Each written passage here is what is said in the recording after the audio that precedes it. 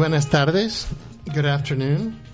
This is Vancouver Co-Op Radio, CFRO 102.7 FM in Vancouver, British Columbia, Canada.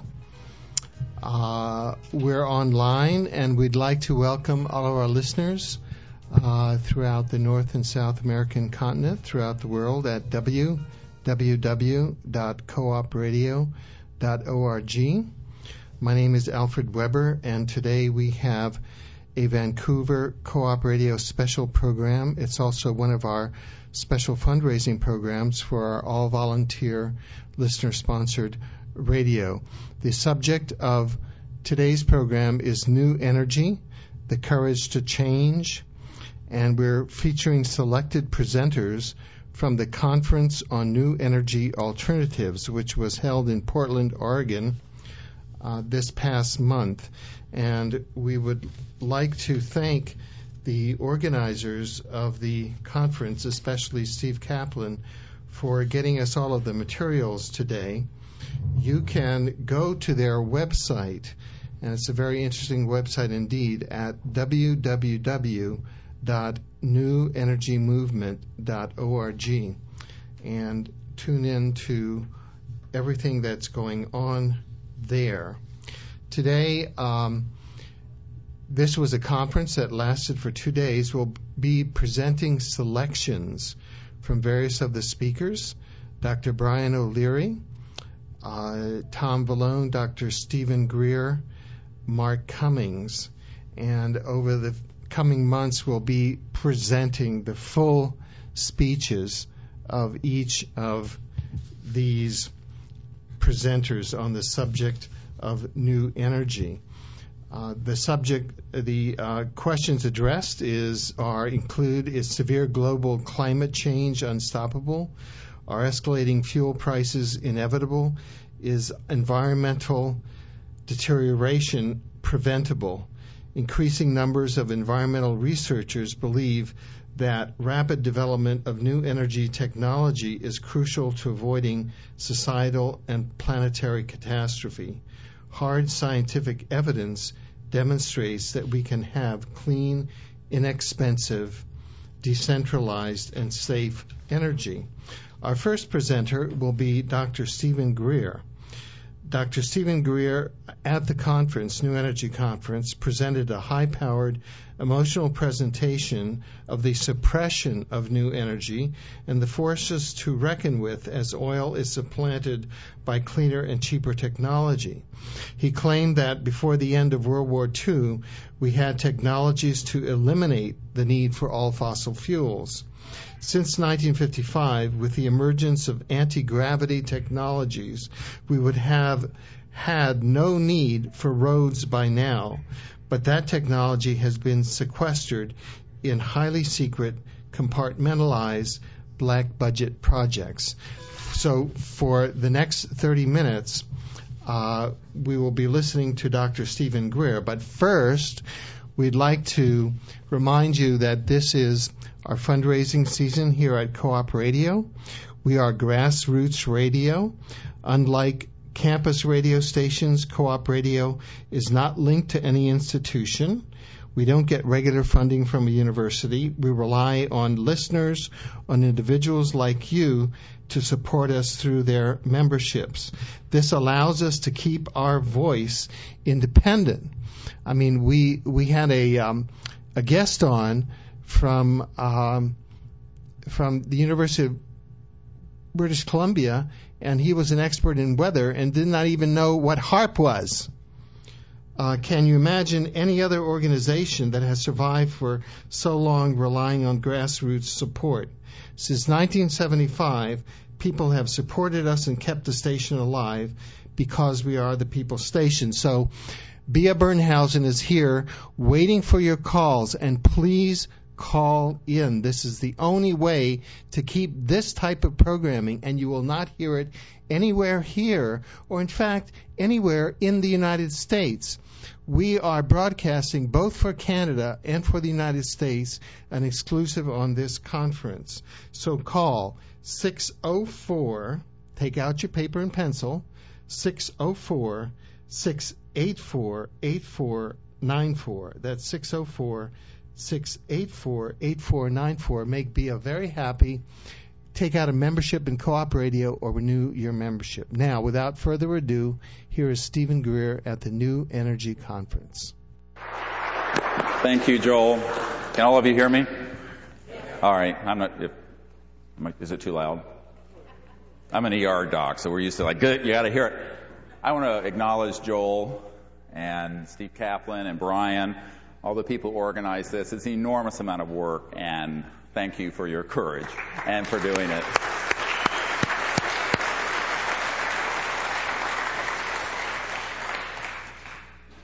On December 13th, 1993, I was asked to come to Washington to provide a briefing to President Clinton's first CIA director.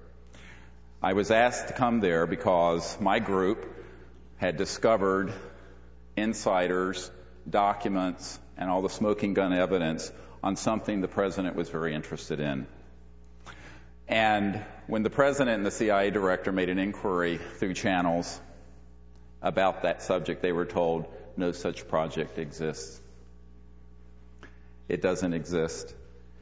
Now, the nice thing about President Clinton, whether you liked him or not, is that he wasn't stupid.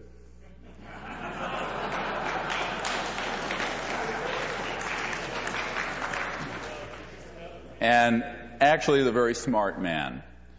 And so I had a man who had come to some of my talks back in the early 90s who said, you know, Dr. Greer, I have some people in Washington who are interested in what you discovered, and I think I could help you with this. I said, well, who is that? He says, well, you know, I'm real good friends with the current director of Central Intelligence, the CIA director.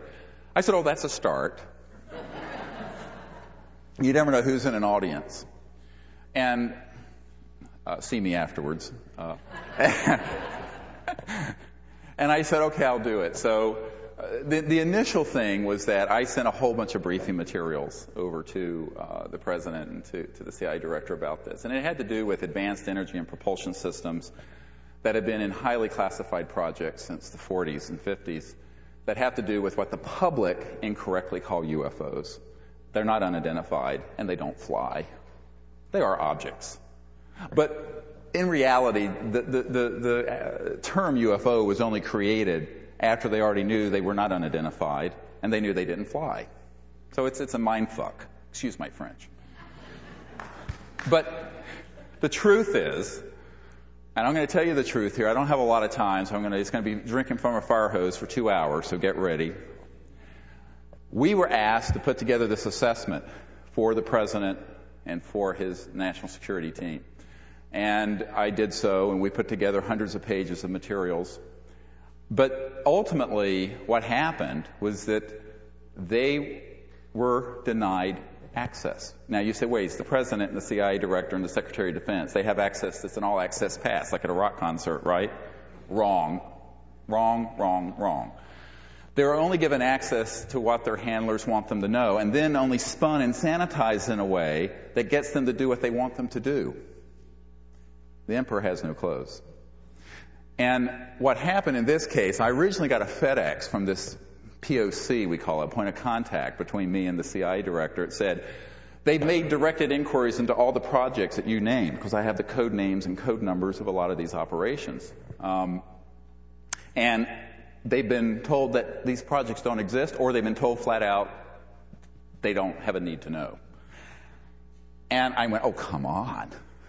You know, wait, what is this, the X-Files or something? So I'm sitting here. Here I am, an emergency doctor, rattling around. I tell people I'm just a country doctor from Virginia. And I was, once upon a time, another lifetime ago. But in reality, what happened was that these people were honestly told to bug off. Doesn't matter if you're the President of the United States. Now, initially, I thought this was a prevarication, and they really just wanted to know what I knew to try to penetrate our operation. Well, that's not true. As it turns out, the things that Tom Balone were talking about on steroids have existed since before I was born. And I'm no spring chicken. I was born in 1955. And the fact of the matter is, we have not needed fossil fuels internal combustion engines, centralized power grids, or polluting sources of power on this planet since before that time. This we can prove. The question is, why are we still burning coal for 57% of our electric power? Why are we still burning gasoline in our SUVs? Why are we still fighting wars to secure this unbroken chain of supertankers from the Middle East to the American shoreline? It is by design. It has been done deliberately with malice aforethought. And it's all about geopolitical power, not money. Power. Because when you're talking about a $7 to $8 trillion part of the world economy, you're not talking about money the way you and I talk about it. Gee, I have 4 daughters. Can I put them through college? Particularly when I've kicked my medical career to the curb to pursue this madness. So we think of money that way. But I want you to start thinking of it another way. And that is the ability to be a master of the universe. And the folks who keep this world addicted to the oil economy, it's not even about oil per se. It's about centralized power, centralized distribution of energy that runs the entire industrial world. And who's in the catbird seat running it? If you know nothing else from this talk, remember that. It is about power. Now, the unfortunate thing about that, and I don't know if these guys are just guys who were not breastfed long enough by their mothers or what, but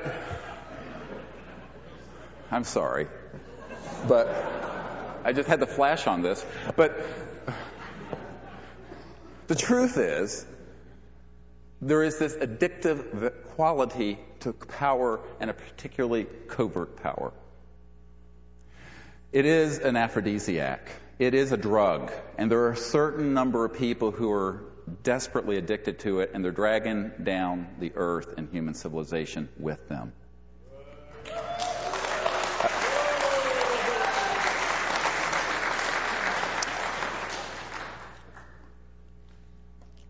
It's our responsibility to help them overcome their addiction.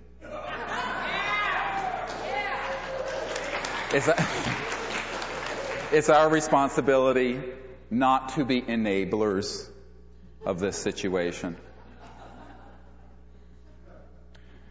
Now, the CIA director and I had a 3-hour meeting under the ruse of a dinner party.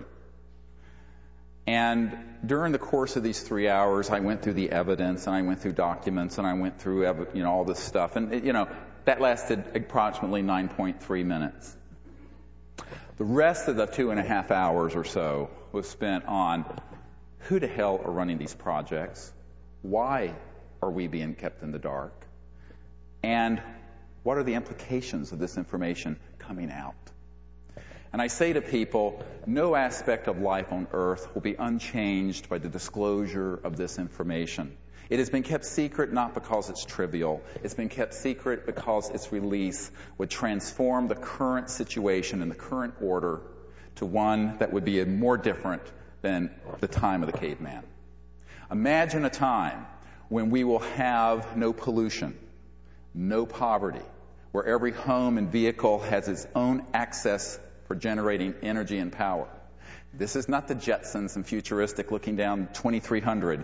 This is something that is extant, on the planet, operational today. This is very good news.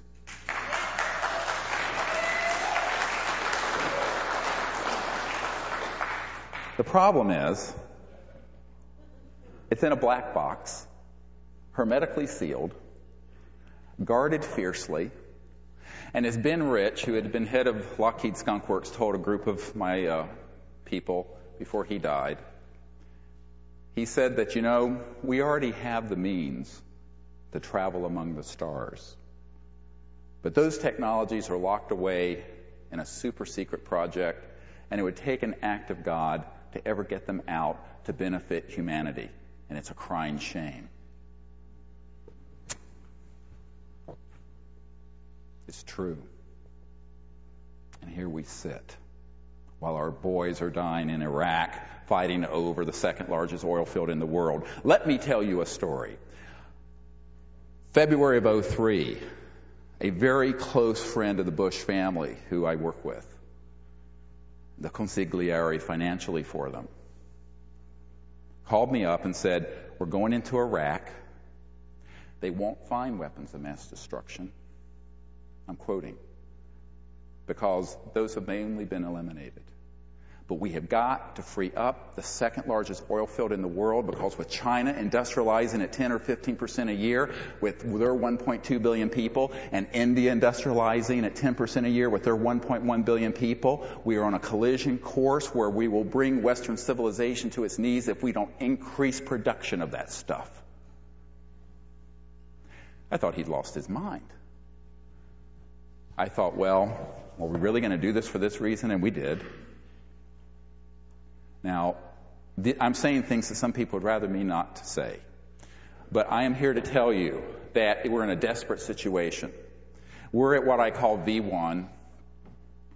How many pilots in here? Any pilots? V1 is when you're going down the runway, and you've got to either take off or shut it down because you're running out of runway. All right. If you don't shut it down, you're going to crash at the end of the runway before you get off. And if you don't take off, so that's V1. Our civilization has been at V1 for about 75 years. Optimally, these technologies would have been out by 1925 to 1930, and they could have been. Seriously. By 1955, we were in a critical and urgent situation on a cosmic timescale. By 2004, we're getting long in the tooth. There is time, but there's not time to do what we've been doing. And there's a very lovely quote I like to use from the Chinese tradition that says, unless we change directions, we're likely to end up where we're going. It's so simple. I love how the Chinese put things. But it's so true. Where are we going?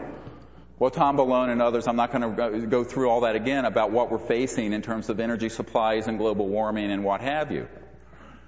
And believe me, before we melt both polar ice caps, we're going to have a situation where we're going to have 6 billion people trying to live with lights and refrigeration and cars, fighting over the last barrel of oil, Mad Max style. And it can be better than this. I have 4 daughters, and I have committed the last 14 or 15 years of my life to getting this information out, but also getting the technologies out. So I'm going to divide this into 2 sections, knowledge and technology. And they're 2 separate issues that are related. And I want to go through a little bit of history here for you, just so you know where I'm coming from. My mom's oldest brother, L. Macon Epps, was senior project engineer to design the lunar module that landed on the moon with Neil Armstrong in it. We didn't land on the moon. The film footage has been doctored, but we landed. And so my family's an aerospace family, and I heard and learned of things when I was a little boy, about 8, 9, 10 years old, that you're not supposed to know about. Things that don't exist, but do. And I started looking into this, and by 1990, through a series of things that happened, I decided, it's time for this information to come out. Aside from the fact that there's definitive evidence, if not proof, that our group has put together that we are not alone in the cosmos. ABC News, Peter Jennings is doing a 2-hour documentary that I've been cooperating with that'll air in February for ABC News on this. But the issue is, if this information has been out there, who's had it and why has it been kept secret? Well, what happened is that on the way out of World War II, and actually before it, there were technologies that were discovered of human origin that would easily replace the need for fossil fuels. But they didn't want to rock the boat then. By the time the early 50s came around, people like T. Townsend Brown and the Beefield-Brown effect had come across ways of annihilating mass inertia, mass effect, so-called anti-gravity, electrogravitic, electromagnetic systems. And I'm not going to go into the arcana of that. There are physicists here better than me to do that. I'm just a country doctor from Virginia. And I don't pretend to be a physicist. But what I will say is that we have the ability now to create a civilization free of all sources of pollution and free from roads between cities. Those could have been done in 55. When Eisenhower started the interstate system, the federal interstate highway system, we didn't need it. By the time it was conceived of, we already had the replacement for it. But he didn't have access. Let me tell you what Brigadier General Lubkin told us. And by the way, if you don't take my word for it, we have 450 top secret witnesses, 110 on videotape already, and we've condensed it to where we have about 60, 70 of them in these videotapes on our table out there. And Brigadier General Lubkin worked with Eisenhower in the last couple years of his term and said, I watched the old man taking reports of these things that our fighter jets were chasing over all over the skies of America and around the world. But he knew that he had been denied access to the corporate-run military-industrial laboratory projects that had discovered the modus operandi, the functioning systems behind these things they call UFOs. And he said he was very upset about it. Eisenhower was shaken to his foundation. This is why when he left office in 1961, a 5-star conservative Republican president said, beware of the military-industrial complex. It will erode our securities and get out of control. It wasn't Abby Hoffman who said that. It was Ike Eisenhower, because he had already been stabbed in the back. He had been this close to seeing these technologies and then been denied access, as was Kennedy, as was Carter, as was Clinton, et cetera, and so on and so forth. The question becomes, who then is sitting on this stuff and why? There is a group, the core of them is about 25 to 50 people. There's a policy board of 200 or 300 people. About 50% of them now, 40 to 50%, favor what I've been recommending, and that's disclosing this information. That's the good news. The bad news is that the other 50% are the more rogue, violent elements, and they don't want it out. It is a battle, and I've been in the middle of it since 1990 in a fairly significant way, accidentally, on my way to the ER. By the way, I tell people now, I really miss being in the ER. And how twisted is that? Well, I'd rather take care of a sucking chest wound, than a sore throat, But it's just more interesting. But I say now that our patient has to be Gaia and her 6 billion children. Someone's got to take care of this earth. I mean, we are absolutely cannibalizing the planet that is our home when we have the solution sitting in a black box. This is a crime against nature. And I'm not talking about the sodomy laws. I'm talking about what we as a people are doing to our home planet when we have the solutions locked away from us. Now, what does it take to bring them out? Or to have an inventor. There may be an inventor in this room that has a breakthrough that my company is looking for. I don't know. I'll just believe it when I see it. Courage, courage, courage. The indispensable element, courage. After I spent 3 hours with the sitting CIA director and gave him all this information, a very close friend of the president came to my home. At that time I was living in North Carolina, up in an area called Asheville, up in the mountains of North Carolina. And this man came to our home and said, the president very much agrees with what you're recommending. But he's afraid he'll end up like Jack Kennedy if he does it. I burst out laughing. I thought, you got to be kidding. This is January of 94. And Brian O'Leary and I were, working with each other at this point. And I went, oh, come on, Kevin. This guy's name was Kevin. And he says, no, he is afraid. And so that was my inauguration into upper echelon leaders in Europe and the UN, the White House, the Congress, where they want to know. Everyone wants to know about this stuff. No one wants to do. So there's a lot of knowledge. We put together, like I said, a 600-page book here with transcripts of almost 70 of these military and intelligence witnesses about these projects. Read it. I'm not going to recount it here. I assume all of you can read the King's English. But the problem is Who's going to do anything about it? So from 1993, we traveled through the executive branch, the United Nations, and the Congress all the way through to 1998. We had chairmen of committees in the Congress that I personally met with. People like Representative Dan Burton, who was chairman of the government, the House Reform and Oversight Committee for the government, who said, I want everything you have on this. I said, yes, sir. Give you everything we got. He gets visited, is told to stand down and shut up, and he does. People have been intimidated. And as Brigadier General Lufkin says, through the installation of abject fear, more than anything, this has been kept out of the public domain. Meanwhile, we're going over Niagara Falls without a canoe or a paddle or anything, not even a barrel. It's time to find our courage, and it's time to find our voice. And this is why the movement that they're wanting to create is so important. People need to know that technologies and sciences and physics that are way beyond anything that you can learn at MIT or Caltech have been around for decades, and they have been withheld from the public, not for national security reasons, but for reasons of greed, power politics, special interests, and what have you.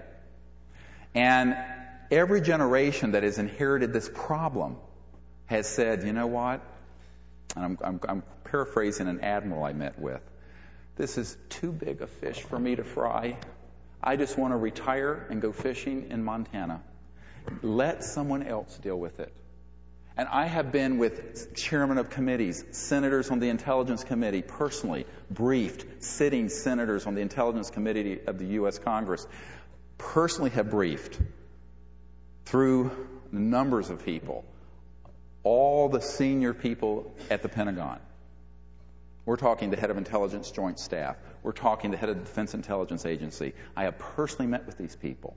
Now, they all support the idea of the wonderful benefits that would redound to humanity by the release of this information and these technologies. But none of them want to go into the buzzsaw of the vast special interests who want to keep them secret.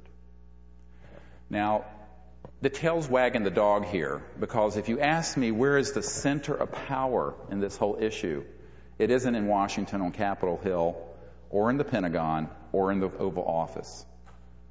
It's in the work for other sector, the Beltway bandits, the corporate sector, the transnational financial interests, and particularly certain religious interests.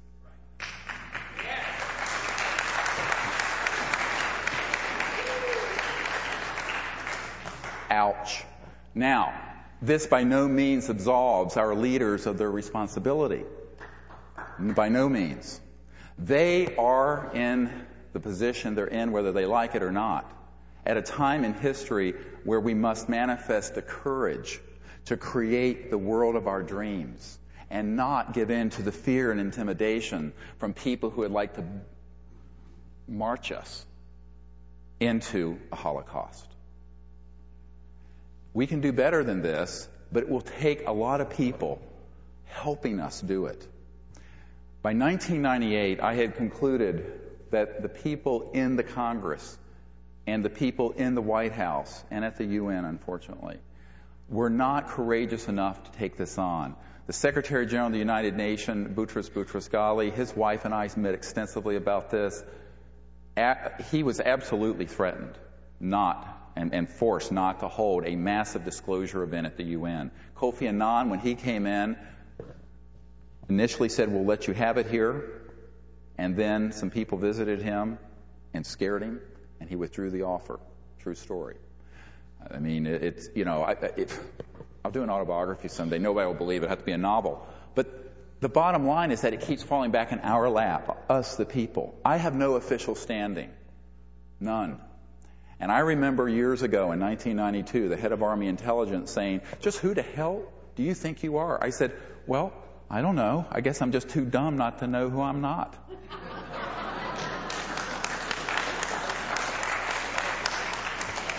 I said, I'm a denizen of Earth. And then I looked at him, I did my alpha male thing. I said, look, buddy, my people were some of the original founders of the United States. My father's half Cherokee Indian. You stole this whole country from them. Screw you and the horse you rode in on. Here's what we're going to do. So I said it to him just like that. But the problem really comes down to leadership. It really does. The things are out there. People are going to have to put the technologies and the information with leadership. And I'm afraid that doesn't exist on Capitol Hill. I'm not saying there are no good people up there, but they are not risk takers. They're risk averse. And the buzzword is CYA. Same thing at the Pentagon. Cover your ass. They are not going to go out on a limb on something this incendiary, where they're going to have to bite a lot of the hands that feed them. And we're talking big hands. We're talking Godzilla's hands. So the bottom line is that the people are going to have to demand change and are going to have to evince the courage to bring out the Generation 1 versions of these systems. Don't expect Lockheed to open its treasure chest anytime soon. I wish they would. I think we have to do it, and they'll follow in our wake. And I'm being modest. I'm not saying I think, I know. I've been told this by these insiders. I mean, read between the lines. I've met with everyone who's a significant principal in this issue. And they are simply not going to step out in front of this. And the ones who have met a fearsome fate. Back in the mid-90s, how many people remember there was a CIA director named Bill Colby from the 70s? And his best friend, who was a colonel, a full bird colonel, approached us and said, you know, Colby had been involved in this cell, this compartmentalized operation dealing with this issue back through his career. And he is now elderly and wants this out. And he was still in touch with, and remember, this is not a monolith. The group that runs this is highly fractured, very much divided. But he was involved with a group that was more supportive of what we were calling for. So he asked for a meeting between a member of my board, who I trust very well, and him. And he was going to transfer $50 million in seed funding and some of these operational technologies that had actually been derived from the studying of off-planet extraterrestrial vehicles. And the week he was going to meet with my board member, they found him floating down the Potomac River. And if you haven't seen the movie Manchurian Candidate, go see it. Because how they whacked the senator who found out about what was going on, it was taken right from the story of what happened to Bill Colby. So they left a marker down. And this, of course, blew up like an atomic bomb in the White House and other places going, oh my God. So they have scared people off. But what I tell people is, don't give in to your fear. A lot of people say, and a lot of people say, aren't you afraid? I say, no, I'm afraid of not doing anything. I'm afraid of the world continuing on as it is and leaving our children's children with a ravaged planet, warring over the last bottle of kerosene to hurl at each other as Molotov cocktails. I mean, we have to do better than this. And you're not going to have peace in the world without justice, and you're not going to have justice without abundance that is and you can't have that using fossil fuels. It's a zero-sum game. And we're running out of it. So we as a people have to realize that we're at this moment in time where information, knowledge, and the actual physical technologies have to come out. Generation after generation after generation of people who've been on the inside have said, yes, this should happen, but I don't want to be part of that. I don't want to be responsible for that.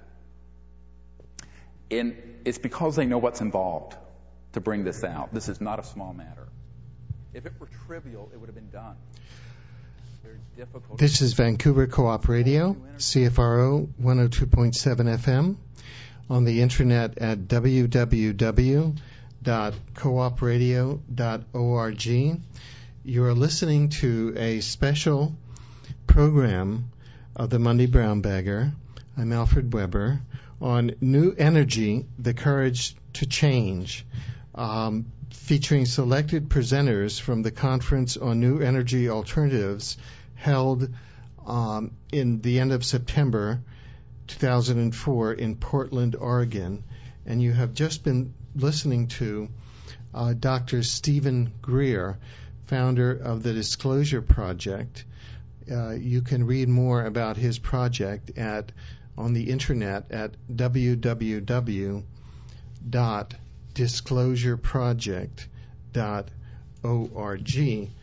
But first, we must come back to Co-op Radio, an institution here in Vancouver that we've been on the air now for 30 years. And we're on the air only because of you, because we're listener-sponsored. And this is one of the few times during the year when we hold these special programs. We'll be on the air today from noon until 2:30 p.m. with this special program on new energy alternatives, interrupted by asking you to call in and pledge, either take out a new membership. If you're a new member, we have alternatives for students and for people on fixed incomes. We have regular memberships. We have sustaining memberships, and that is if people who want to contribute just a small amount every month. But this is how we keep our transmitter going. This is how we keep our lights going. All of us here at the station are volunteers. We're a very important alternative voice. Co-op Radio is a media outlet for the economically, socially, and politically disadvantaged. In difficult and certain times of war and BC government cutbacks, Co-op Radio provides an alternative perspective to dominant corporate media institutions. We provide a voice to those that do not have access elsewhere. So, here you're going to find local, relevant, vibrant, and vital radio, which can only be heard with your support. So please call in now to take out a membership or renew your membership. And the number to call is 604-684-8494. Now, we have had a call and we have had a membership that called in from Lumbee, BC, listening on the internet. And last week we had 2 listeners call in to buy memberships, become members of Co-op Radio, that called in from the United States of America listening to Co-op Radio on the internet because they realize in their disadvantaged situation that they're getting information that they would not get there. Well, the same applies here in Vancouver, and we take Co-op Radio for granted because we've been around for 30 years. Well, no. We depend on you, our listenership, our members. One listener called up on our studio line wanting to thank us for putting on the voice of Dr. Stephen Greer, how that was very important information. Well, that's information that you won't hear on the mainstream media in this context. So we ask you to call in at 604-684-8494 and take a chance, take responsibility for your station. This is a station which, under special co-op rules of the CTRC, is run and owned by the membership. And guess who the membership is? The membership is you, the listeners. It's us, the volunteers at the radio station, who are putting on the radio program. All of us here who are volunteers are also members of the radio station. And we come together. It's our votes and our participation that keep this unique asset on the air. We're listened to worldwide. We have important alternative voices on the air, and we would like to ask you, please, to call in at 604-684-8494. If you're listening to this information, we don't ask you very often to call in and pledge, but we're asking you now, 604-684-8494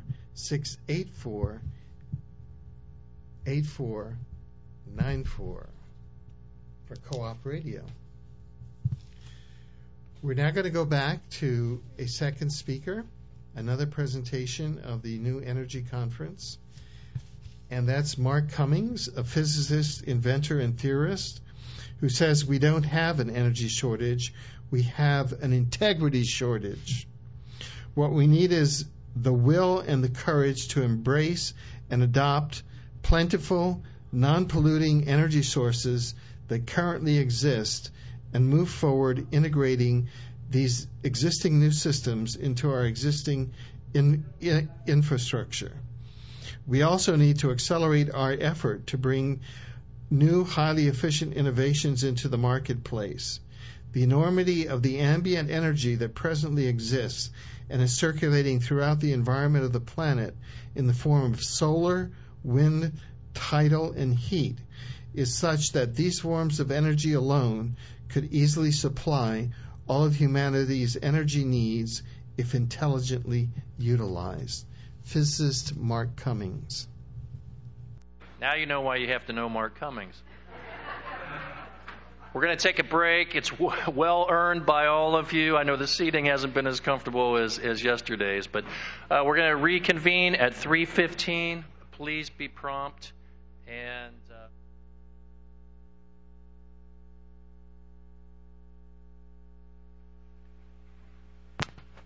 hello?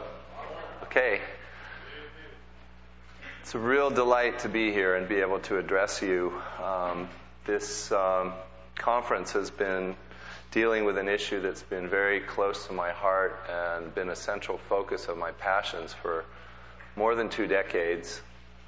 And that really comes out of a deep love of the earth and a love of humanity and just a clear sense that the way that we're proceeding forward in terms of our relationship to the earth is unsustainable.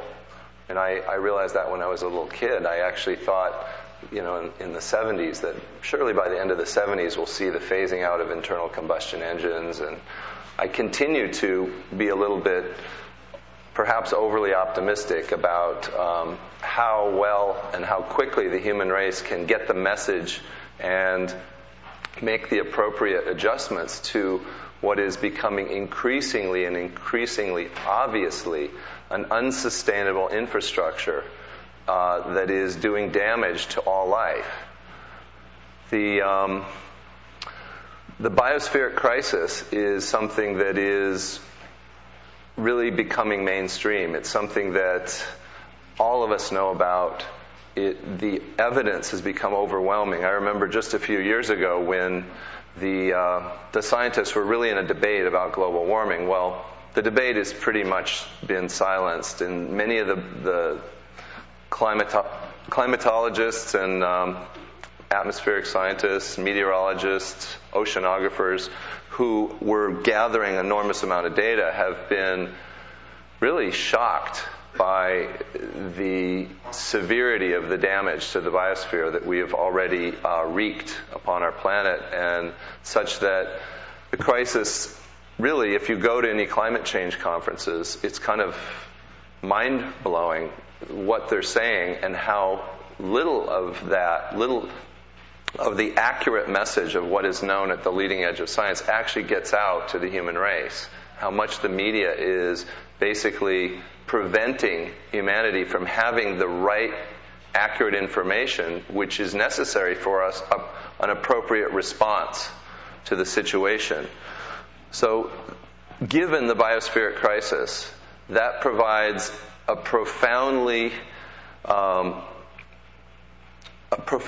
challenge to all of us. I think it actually also can create the common ground whereby we can go forward, because The biospheric crisis brings all of humanity into a common realization that we are all together in this lifeboat, this planet Earth, which is our life support system. The biosphere, the Gaian being that is the planet, is being realized more and more to not just be a whole bunch of organisms, but the biosphere is actually a single life form. There's really only one life form on the planet.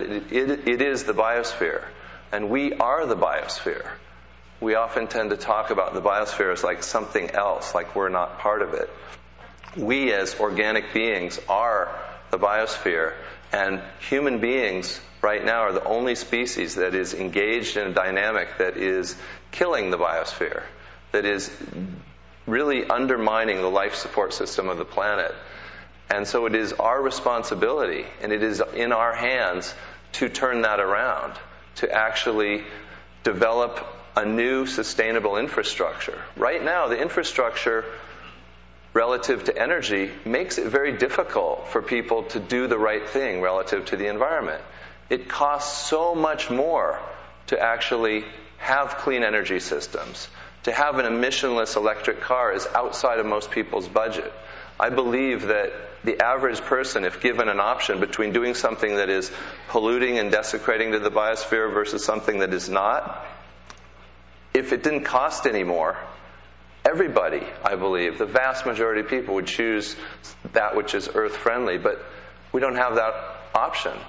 Things have been engineered by corporate forces and forces that are benefiting off of the fossil fuel technologies, and many of just the whole kind of corporate hegemony, which is metastasized all over the planet and is really the greatest challenge and threat to life on Earth right now. It's exactly like cancer tumors. You know, what a cancer tumor does in the body of an organism is it looks out for its own best interest. It just wants to grow and expand without any thought of that it may be killing the organism upon which it ultimately depends. Corporations that look out just for their bottom line are identical to that in the body of the Earth and in the body of humanity. So we have this enormous crisis on our hands, but we also have a fantastic array of solutions that are emerging from the brilliance of the human mind and the human heart engaging a much deeper understanding and exploration of the nature of fundamental physics. At the foundations of physics right now, there is an enormous revolution taking place. Much of it's not being televised because it's so revolutionary. Literally, our understandings of fundamentals, understanding of space, time, light, mass, force, all of those things that most lay people think most physicists agree upon are hotly under debate, and we're coming to understand that our previous concepts of those were very much informed by the materialistic scientific model that left consciousness out of the picture and tended to try to see the world as an objective material object, independent from the mind of the observer. What we're now coming to see is just for example, this really contextualizes much of the discussions that we've had relative to the physics of these devices. We now know that space, just this seeming emptiness that is all-pervading, which is called by the scientific community the quantum vacuum, is anything but a vacuum. Everything we know about space now is that it is seething with energetic potentiality.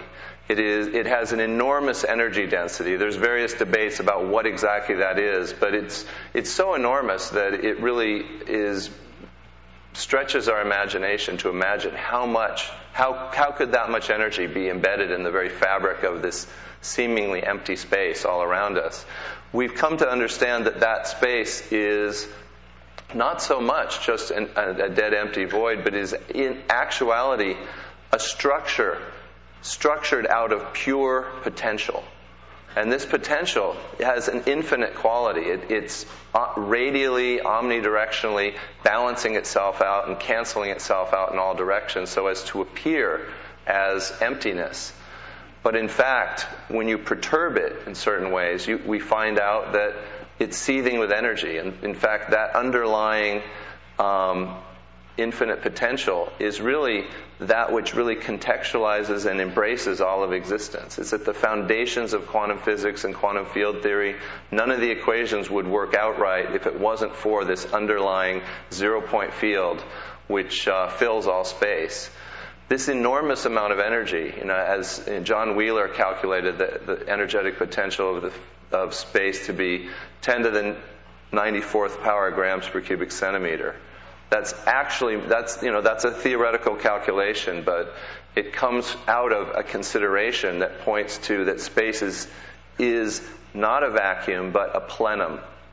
And I like the word plenum because the word plenum in the dictionary means an absolute fullness. And to continue to use the word vacuum for space that we now know to be anything but empty, space we now know to be characterized by virtually boundless luminosity. It's efflorescing with light, with what are sometimes called vacuum photons, virtual light. But I believe that this light is actually, the light that is informing all being. It's the lumen naturale that is what people of awakened consciousness actually perceive. I literally believe it's a light that is living all of existence. And it's really striking to see that these breakthroughs happening on the leading edge of physics, describing space as having the properties of boundless luminosity, infinite energetic potential, and I believe sentience. I find that all the great spiritual traditions of the world characterize consciousness or mind in its unconditioned nature as being equivalent to or analogous to space. I think that it actually is space. I think that the space that we are currently arising in is really identical to what is called the Great Spirit, the mind of God. It is this field of boundless potentiality that is currently, right in this moment, manifesting itself as this entire universe. And that we are actually arising out of this field every instant, every nanosecond. There is a new creation emerging out of the field. And a lot of the physics of zero-point energy is finding out that the key to interacting with this field and tapping it is resonance, as has been talked about a number of times before. Years ago, I did a number of experiments with piezoelectric ringing resonance, which was resonating piezoelectric crystals. And I found that at certain states of resonance, these crystals actually put out more power than you were putting in. It was a matter of tuning them just properly. And I find it really profound to see that at certain states of resonance, effects take place that seem to contravene or contradict our understanding of the laws of physics and our understanding of the laws of conservation of energy. And this, I believe, also has profound implications for understanding the nature of ourselves, because we ourselves, right in this moment, are pervaded by that field of boundless luminosity, infinite energetic potential. Literally, our entire biocrystalline manifestation is emerging out of this plenum as an integrated complex of asymmetries arising out of this field of boundless potential. This is the view that's actually being brought forth at the leading edge of physics, and it sounds alluringly similar to the accounts that mystics describe in terms of literally feeling everything in the embrace of the Great Spirit, feeling everything arising out of this field of infinite potential. And really, when we really look at it, every particle, every electron can actually be seen as a geometrico-dynamic modification of this dynamic plenum of infinite potentiality. Everything is literally breathing the Great Spirit, and the Great Spirit is breathing itself into existence as the whole universe. And when you realize that, when you contemplate it, you can recognize that this plenum is not something else. It's actually completely continuous with our being. We are absolutely seamless expressions of it. And so that field of infinite potential, we're not just talking about this infinite potential that exists in some kind of objective space independent of us. We're actually talking about our own true nature as being imbued with that infinite potential. And I sincerely believe that the key to being able to move through this evolutionary bottleneck that the human race is in which there are enormously powerful and misguided forces that are basically controlling how energy is generated and distributed on this planet, that is an outer reflection of a spiritual condition in the species. But I find it very, very true to notice that the universe is manifesting in the specific way that it is as a reflection of the collective state of our internal subjective world. That the fact that right now, in the midst of this planetary crisis, we're making all of these discoveries that actually show that the laws of physics, the maps of reality that we've been operating on for hundreds of years, are actually special case, limited accounts of the actual nature of reality. And that, in fact, the new physics of the quantum vacuum, the quantum plenum, reveals to us that in a very scientifically unassailable way, that scarcity, limitation, and lack, which has profoundly informed human psychology for millennia, is a lie. It cannot be sustained.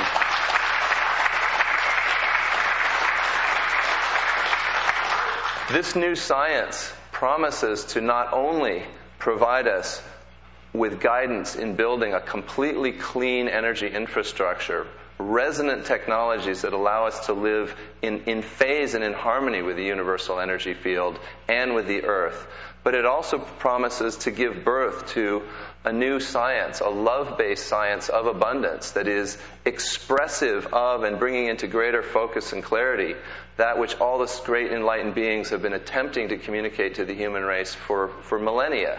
That we ourselves have a direct access. We are directly plugged into this field of infinite intelligence, boundless luminosity, infinite potential.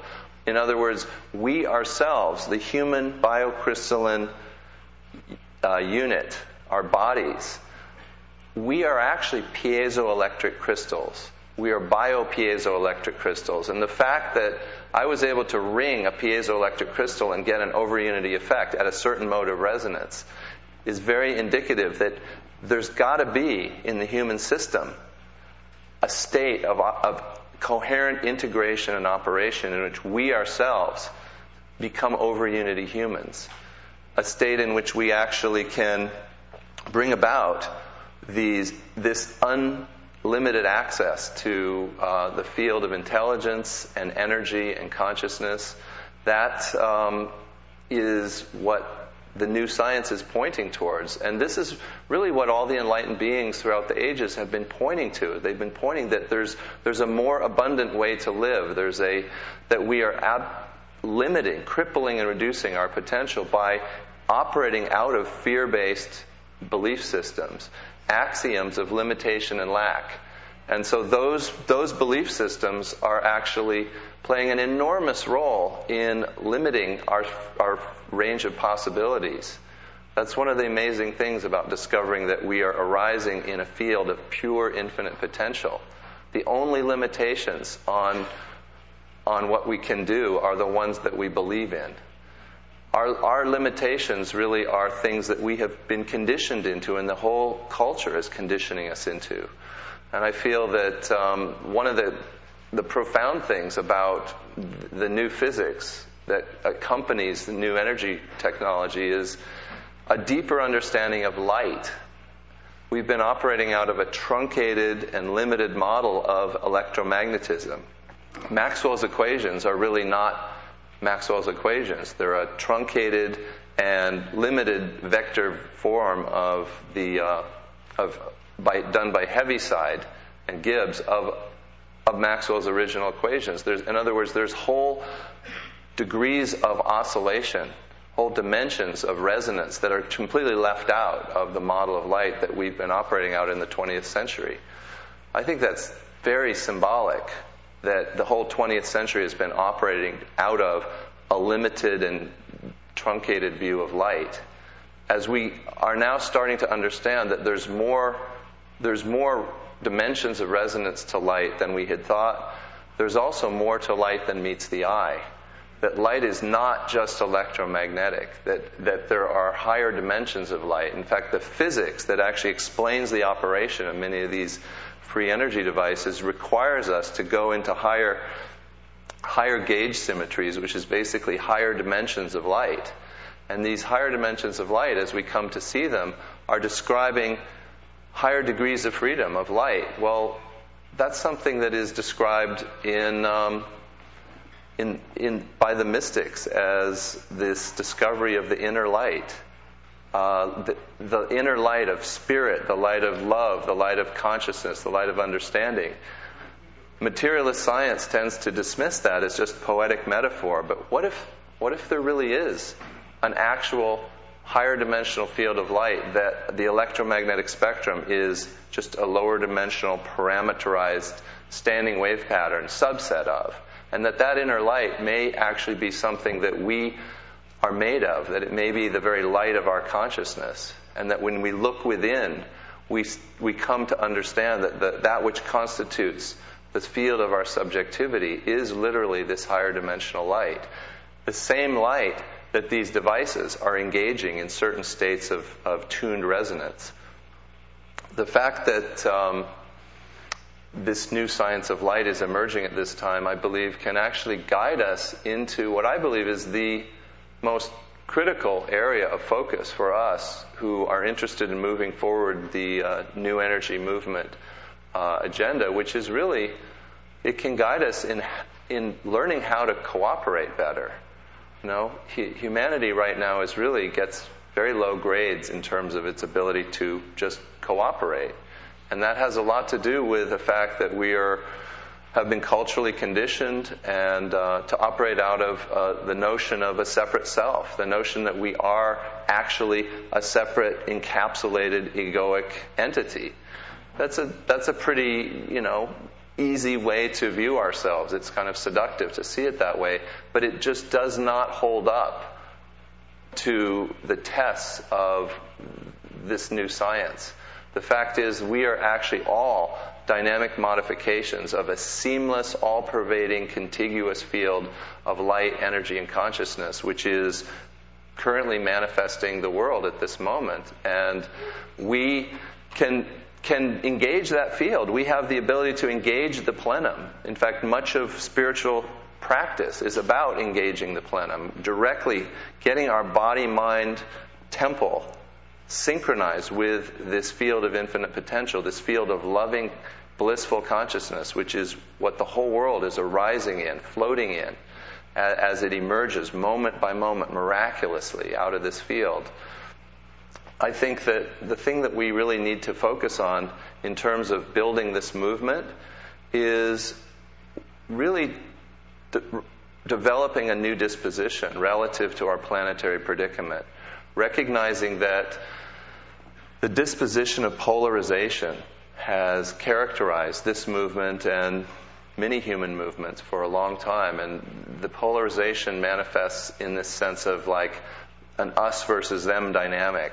And I know so many inventors who are just so deeply embedded in that notion. And I can understand it. I can empathize with it because there are these absolutely tyrannical, powerful forces manifested in the form of the powers that be, the petroleum industry, the governments, etc., that are actively fighting against and preventing the innovations that we are dreaming up, that we are wanting to bring and give to humanity as a gift. And yet, that very dynamic of polarization itself is part of the problem. I believe that in discovering that there are these devices that we're bringing forth, many of them participate in this higher degrees of freedom in this sort of more open-ended space, this more creative dimension of light that we ourselves have direct access to. I believe that if we're developing a technology that is in its way of operation, several higher degrees of freedom closer to, you might say, the Great Spirit, I believe it calls for us to develop ways of operating in which we have an ethical and moral impulse in which we operate in terms of higher degrees of ethics and higher degrees of consciousness relative to what we're actually up against.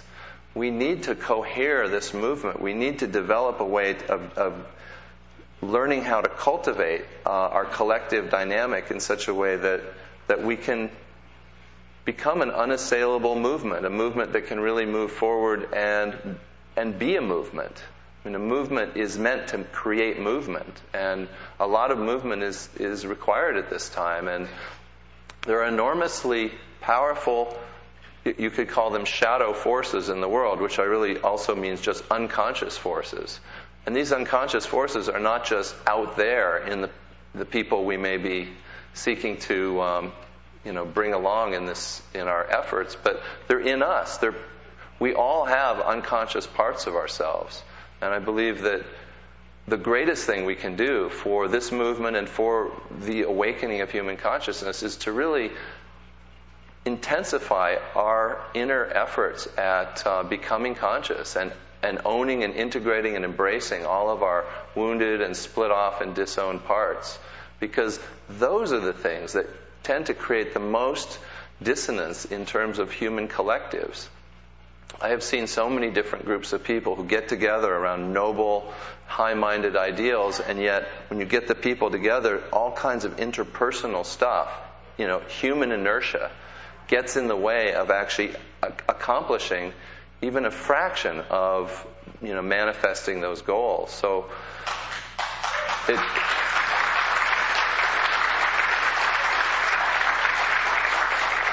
I think that the need to realize that the sociological, psycho-spiritual dimension of this whole movement is really where we can all be empowered to be active right now.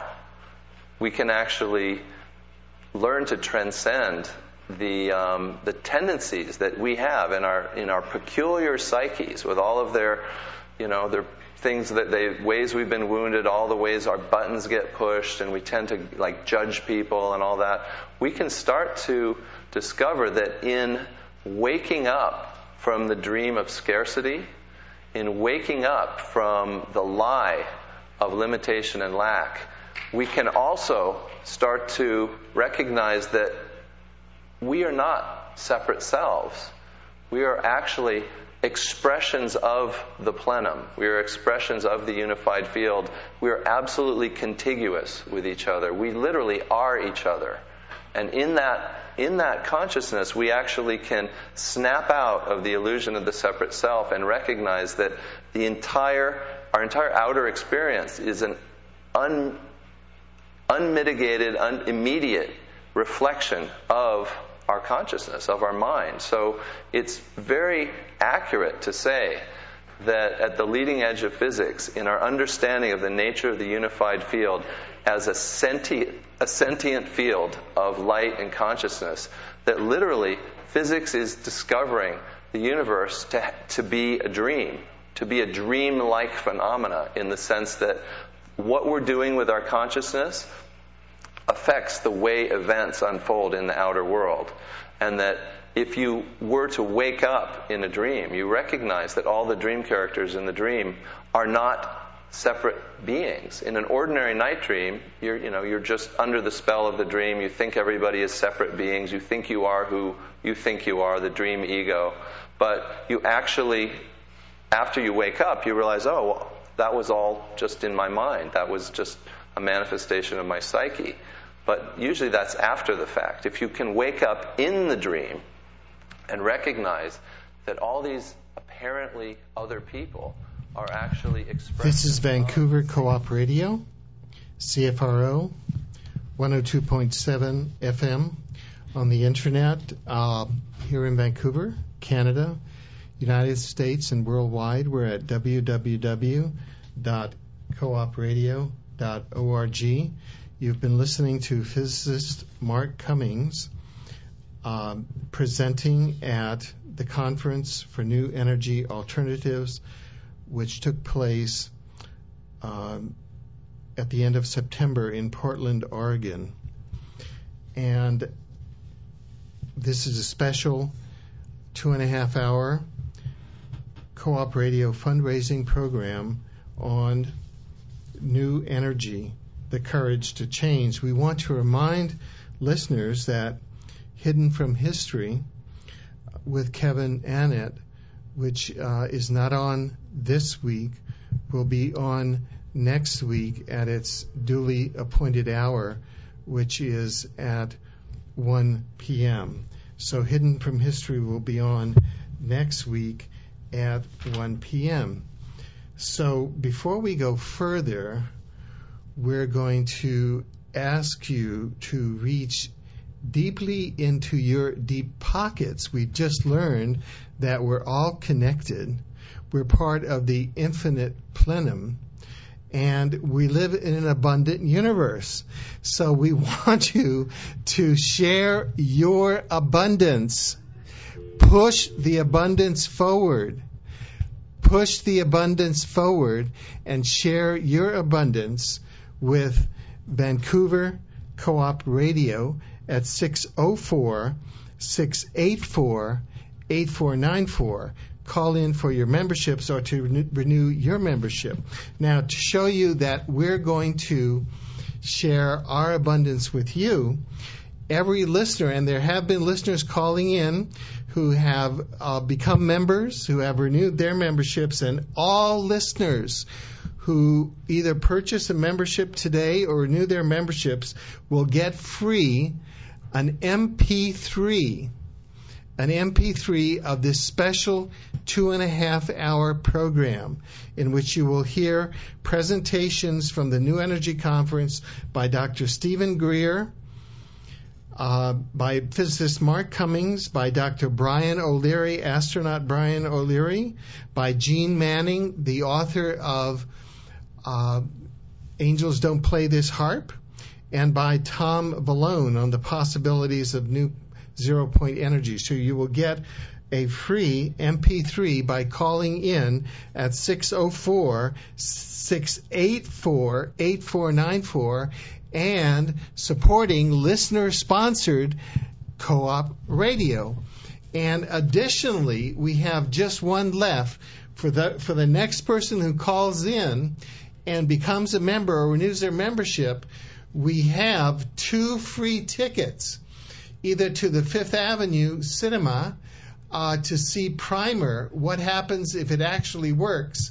This is a first-class film at Fifth Avenue Cinema along with a poster. Or you can get 2 free tickets to the Tinseltown Cinema for you and your guests to see Sideways from the director of Election and About Schmidt. So for the next person who calls in and pledges, they will not only get a free MP3 of this program, but they'll get 2 free tickets either to the Fifth Avenue to see Primer or to Tinseltown to see Sideways. So we're sharing our abundance with you in this infinitely abundant, scientifically proven abundant universe.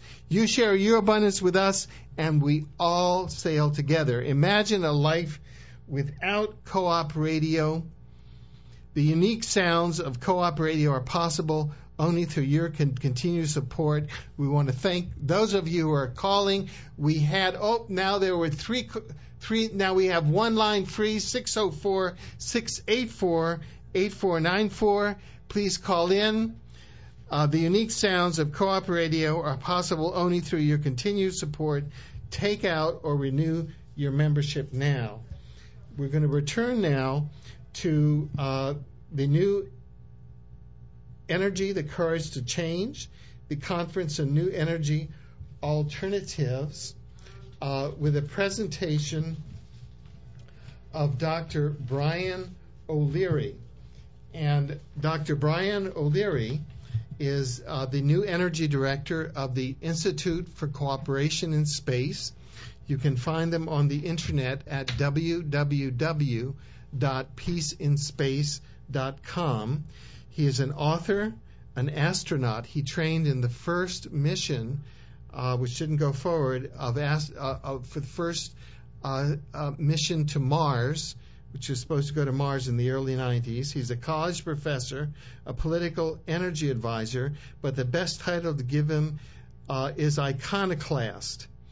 Excommunicated from the priesthood of science, it sounds like the canon, for his study of new energy, he is the founder of the New Energy Movement organization and was the opening speaker for their flagship conference in Portland, Oregon, September 26th and 27th. He starts with the quotes, "Society honors its live conformists and dead troublemakers." Well, let's switch that around and say, hey, we honor all our live abundanists. Take it away, Dr. Brian O'Leary. Well, good morning, everybody. And it's so nice to be here, so nice to see you here, because we're dealing with an issue that I can't think of being more important than this particular one. And we're obviously at this juncture caught in a conundrum, because the bottom line of what we have to share with you is really pretty simple. And that is that there exist hundreds of Nikola Teslas among us right now. Some of you are right here in this room. And yet this technology, and I'm talking about advanced energy sources that include vacuum energy, zero-point energy, magnetic motors, cold fusion, low-energy nuclear reactions, advanced hydrogen technologies, and energy from the thermal environment, and possibly also some very cheap solar photovoltaics. We don't want to leave any stone unturned. We need an Apollo project to develop these energy sources.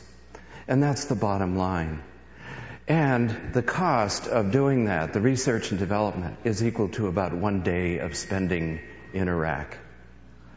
And so we need to be educated about these possibilities.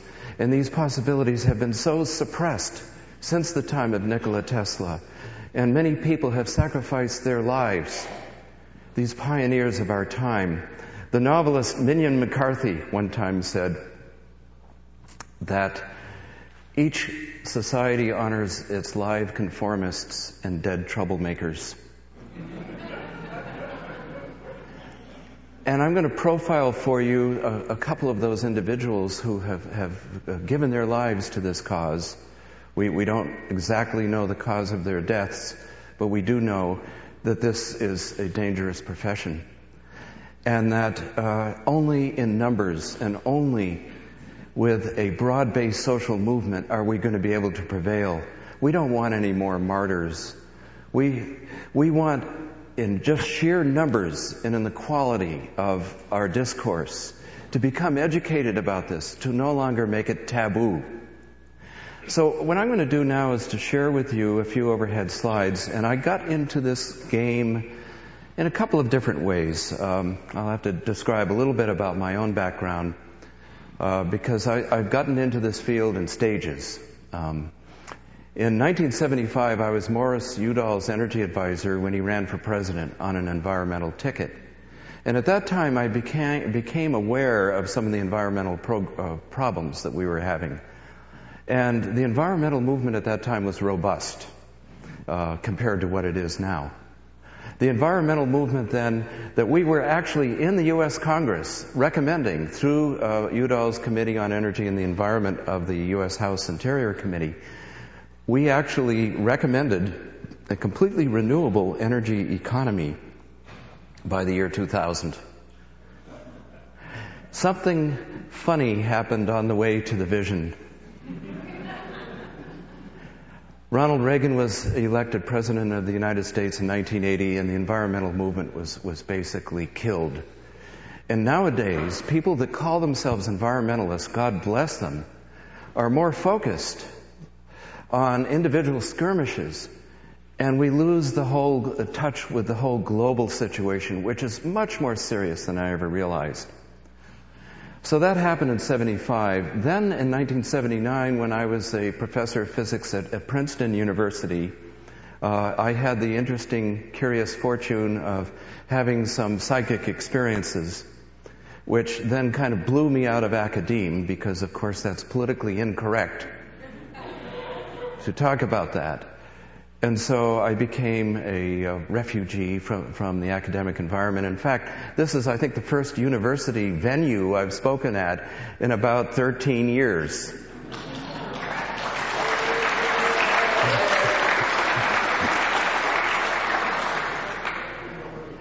And then in the early 1990s, I returned to the energy question.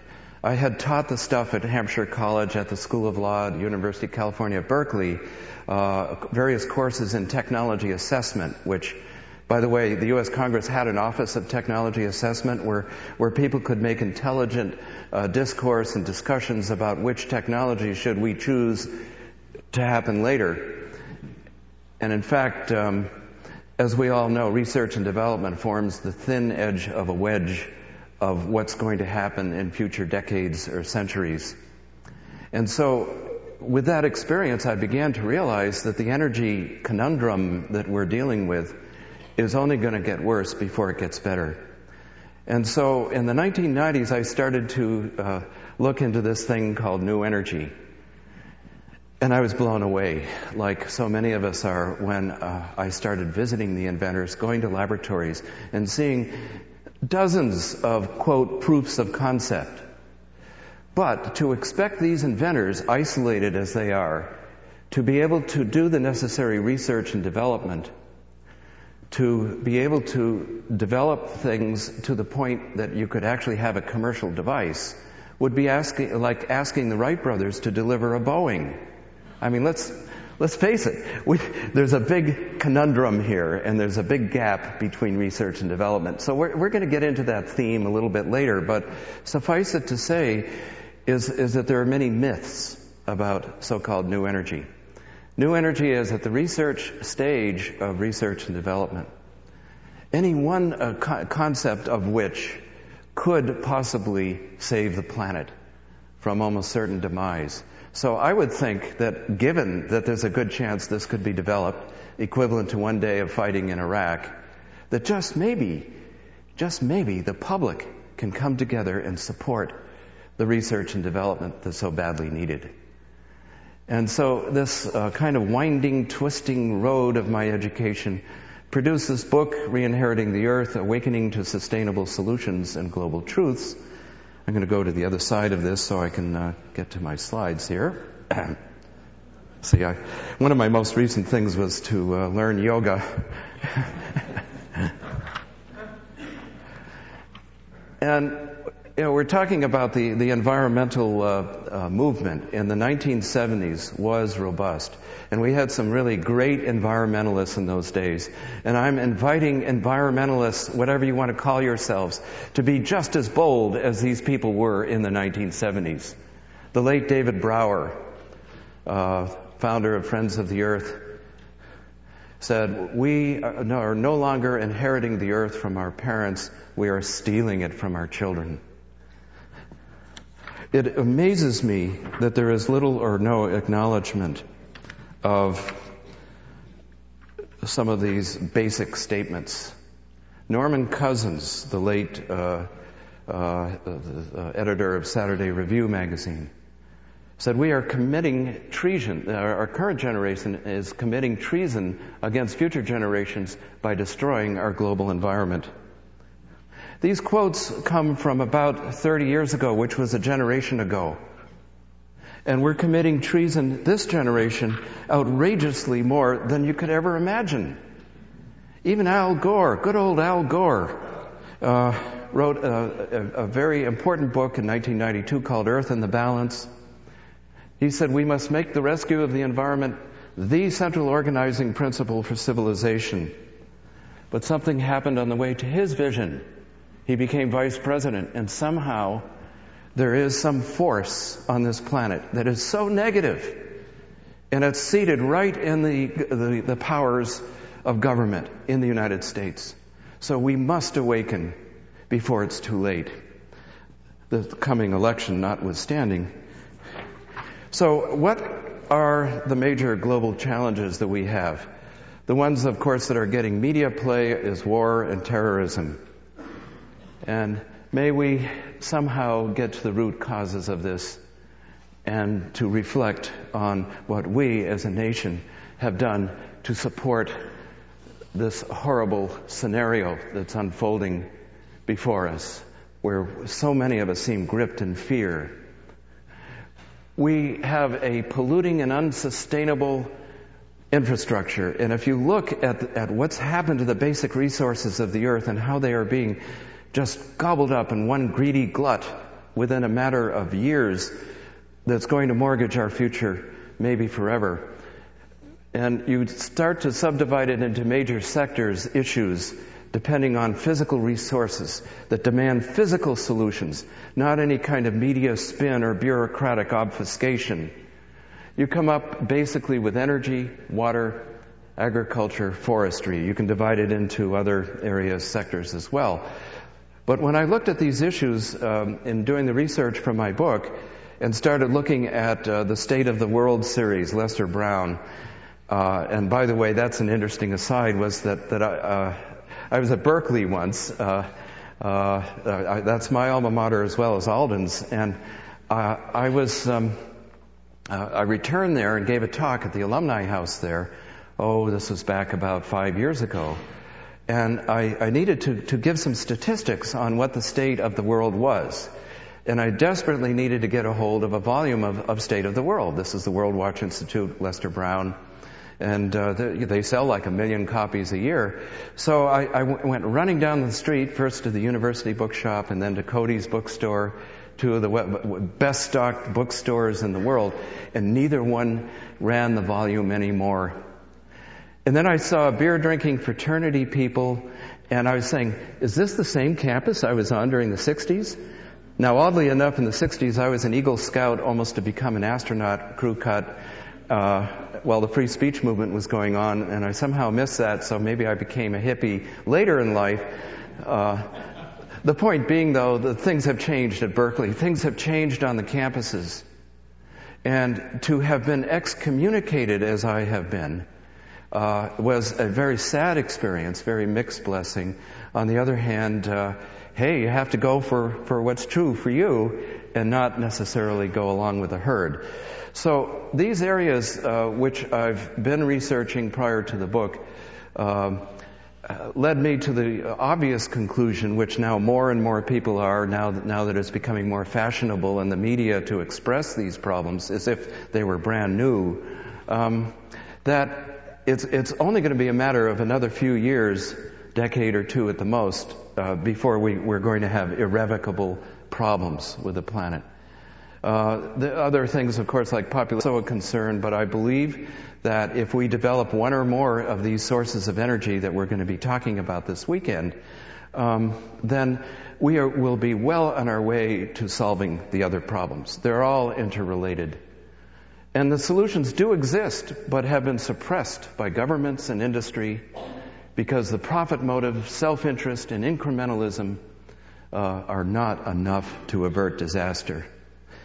And we'll talk about that too, about the grieving process, to be able to muster the courage to change, which is the theme this weekend. To be able to muster that courage, we're going to have to let go of old ways of doing things, old paradigms. And that's what's scaring so many people into not even acknowledging, let alone educating about what the possibilities exist.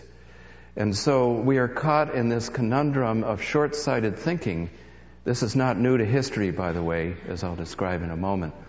But we now need, for human systems to be earth-oriented and visionary, we need to think of the collective interest rather than just self-interest. And to try to fit the square peg in the round holes, like how can Enron bring us into a new energy age? How can Shell Oil help us? How can General Motors help us? I'm sorry, folks. Somebody's got to take up the gauntlet here. And it can only happen through a broad-based public social movement, the New Energy Movement.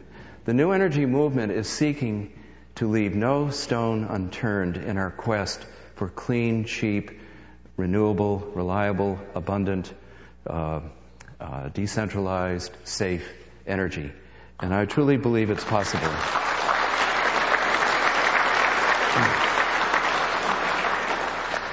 So let us take a look at how bad things really were. And this was around the year 2000. I was kind of taking a little census of what was happening on the planet in the most general way.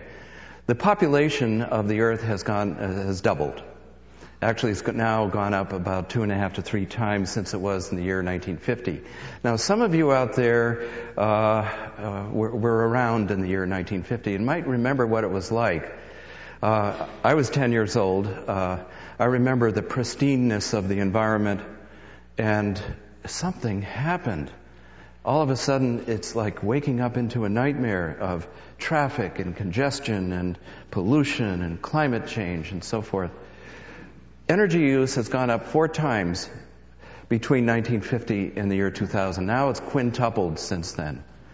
The U.S., with 4% of the world's population, consumes 1/4 of the energy's resources. Most all of it is oil. The U.S. consumes as much energy as the entire world did in 1950. The number of automobiles has now gone up 12 times since 1950. Paper use goes up 7 times. And it's interesting because Joel, who is, by the way, without Joel, this conference could not have happened. And Joel worked for Hercules Paper Company.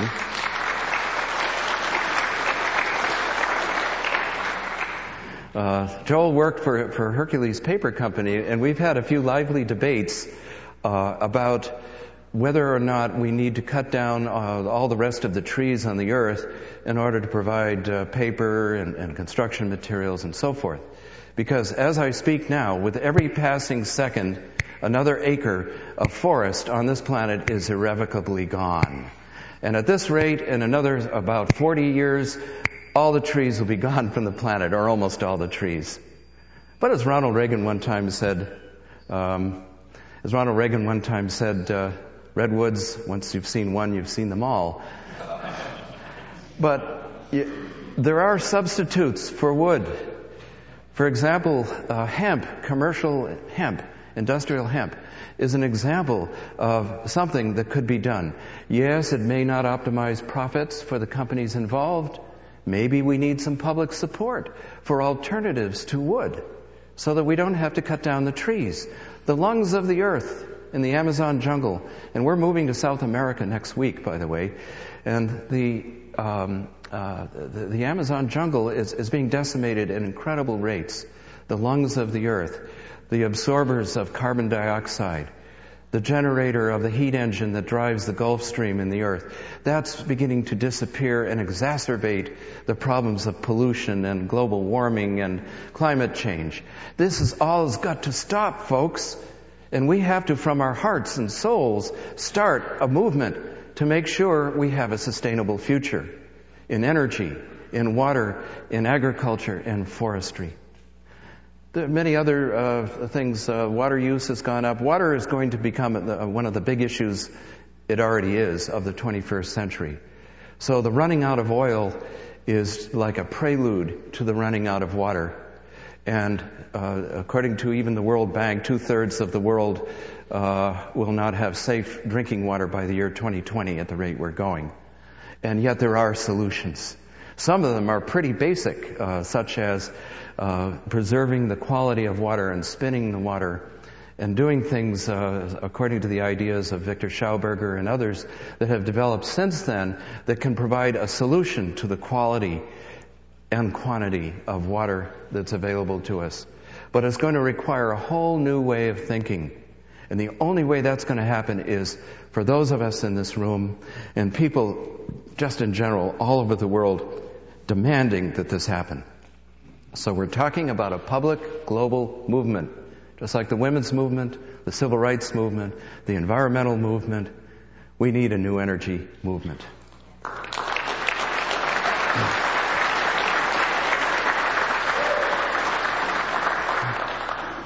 There are many other limits that we're beginning to run up against too, such as the fish catch, many other things that are happening now.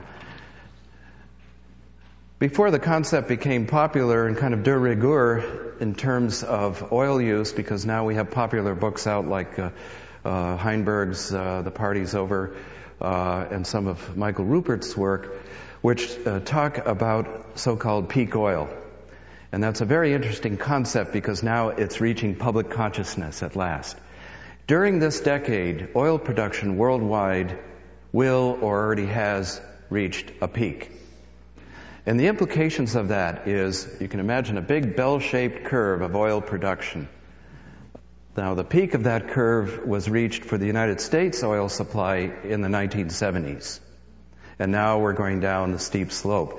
But that's okay from the imperialistic U.S. point of view, because all we have to do is then go to war or capture the oil fields in the Middle East and do that for us. And that's our current government policy. And I strenuously object to that policy. We are now... Thank you.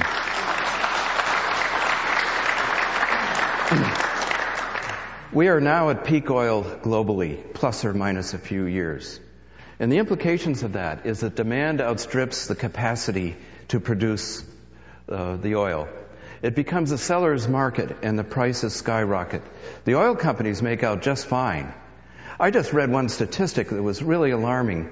There's a man called John Perkins who's coming out next month with a book called Confessions of an Economic Hitman. He worked for the World Bank in Ecuador, of all places. That's where we're headed. And Ecuador is now number 2 oil-producing country behind Venezuela in Latin America. And the World Bank knew this and were trying to manipulate things to happen so they would dangle money to the local government and local people in the form of a loan, never a gift, and that loan would carry such high interest there would be no way they could ever pay the loan back. And so this inevitably leads to default. In this case, it led to the probable assassination of the president of Ecuador in the early 1980s. If you look at these countries one at a time, then you begin to see this pattern emerge, which is just outrageous for us to be like sheep and just idly stand by as these things happen. And basically what's happening now is that it's become a seller's market. The resource is more than half depleted. The quality of the resource decreases. But the sad news about this Ecuador thing is that only 2 to 3% of the total amount of money that comes from producing oil there goes to the Ecuadorian people. The other 98% goes to profits for the oil companies and paying off the loan that was initially made in the first place. So this is an example of just how outrageous things have become. We should demand that things change, that we have a whole new energy policy. Now here's another, maybe more subtle point about peak oil.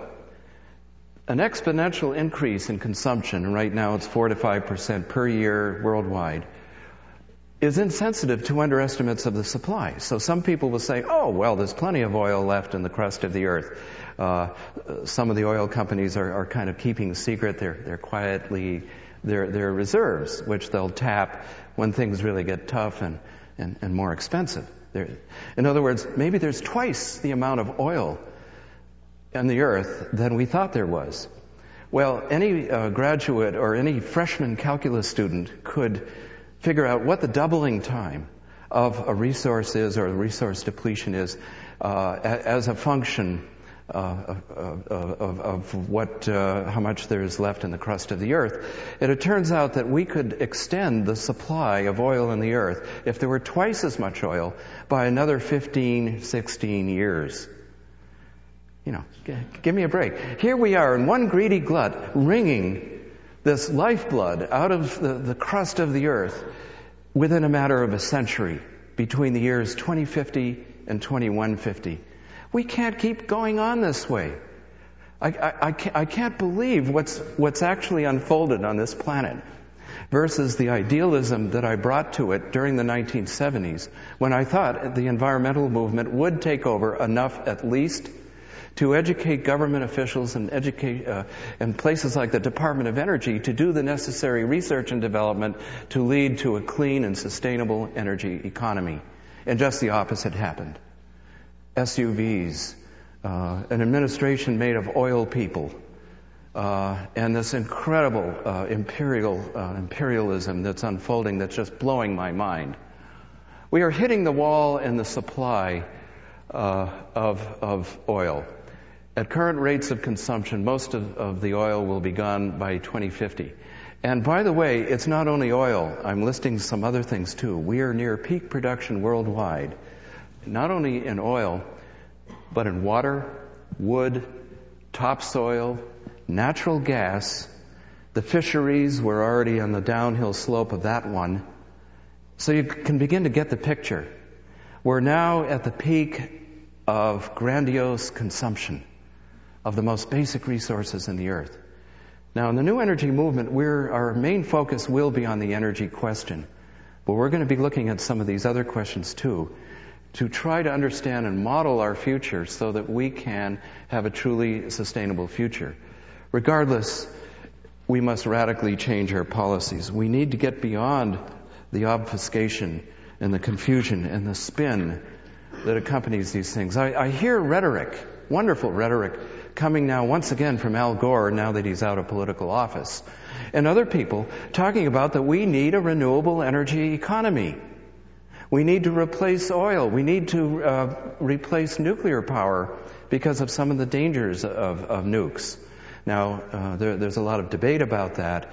The conventional wisdom is that the oil companies would be happiest and the Bush administration would be happiest if we simply went to nuclear power to produce electricity and then burned biofuels and hydrogen for our transportation systems and home heating and cooling as we run out of oil and natural gas. This would then give them an infrastructure that will give them profits. But can we ever approach this from the point of view of what's best? What kind of energy sources do we want? That's the question we need to be asking, not what is Shell Oil Company going to do for us? We've been subservient, sheep, when it comes to all of these questions. And meanwhile, we see unfolding the fact that we are now in the biggest mass extinction that we've been in for 65 million years. When the dinosaurs became extinct, we are becoming dinosaurs. And in sucking up this organically decayed dinosaur material made literally of dinosaurs that have now become hydrocarbons in the crust of the earth, it is now time to awaken to a human management of this planet that makes sense. If we don't do that, then we're all cooked. So how can we yield to the greed of the few in order to be on this Titanic that's sinking, clearly sinking? How can we be able to emerge and get power back to the people rather than in the hands that it's now in? Toxic pollution of the atmosphere, mostly due to the routine burning of fossil fuels in our power plants and transportation systems, has already killed hundreds of millions of people worldwide, just through air pollution and water pollution.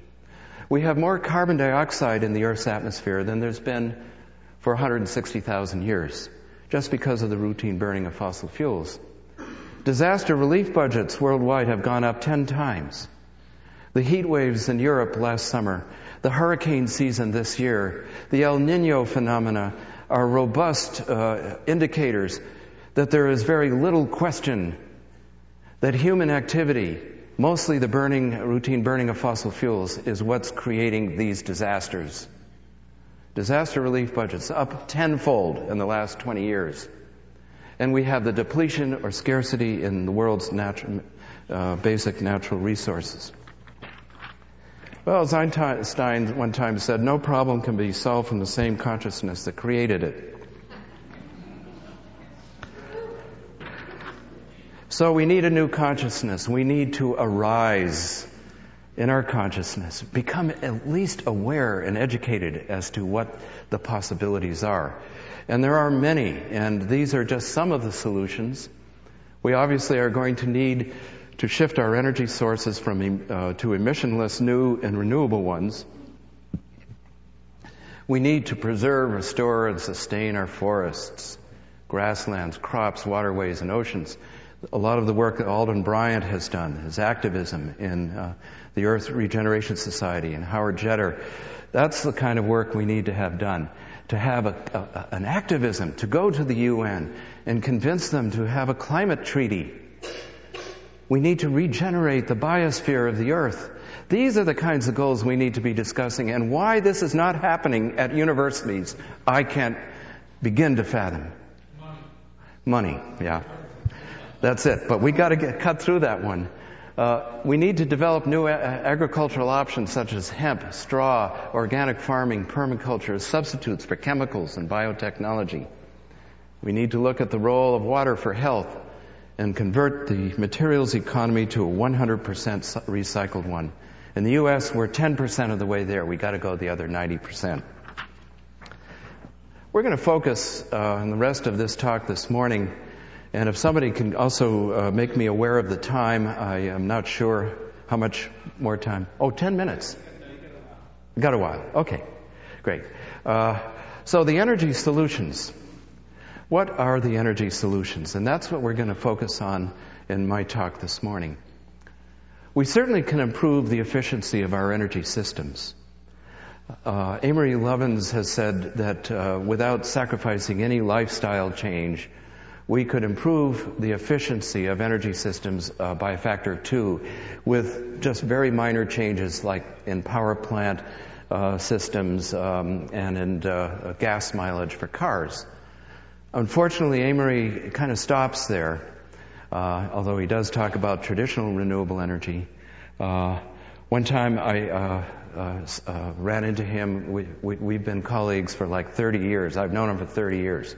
So one time I ran into him at one of the airports and asked him, what do you think of new energy? And he went like this and walked away.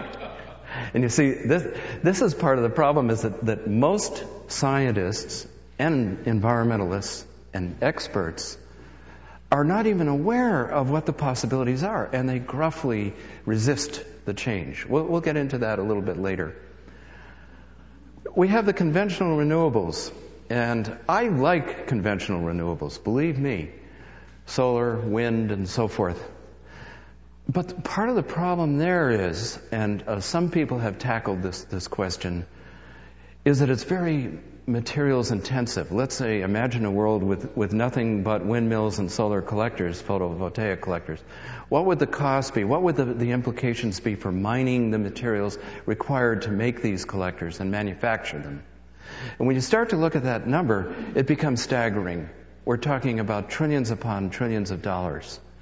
But still, it's one heck of a lot better than oil, and in my opinion, nuclear energy as well.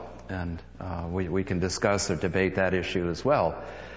But the conventional renewables, as much as I have really wanted them to work through the years, it just doesn't quite add up in meeting current energy demand worldwide. Now, that doesn't mean to say we can't cut back, that we can't be more efficient, that we couldn't nevertheless work with that and adjust to it. I think we could.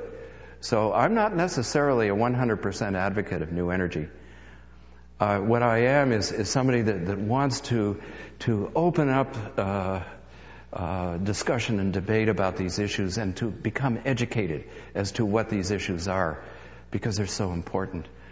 Now we have the hydrogen economy. That's another interesting thing. Some of you probably know that in California we have a new governor, Governor Arnold. And Arnold says, we will have gas stations in California every 20 miles. We will have hydrogen economy for my Humvees. And yeah, that's a possibility. You could retrofit the 1 billion or so cars we have on the planet and create new ones with so-called hydrogen fuel cells or hydrogen combustion.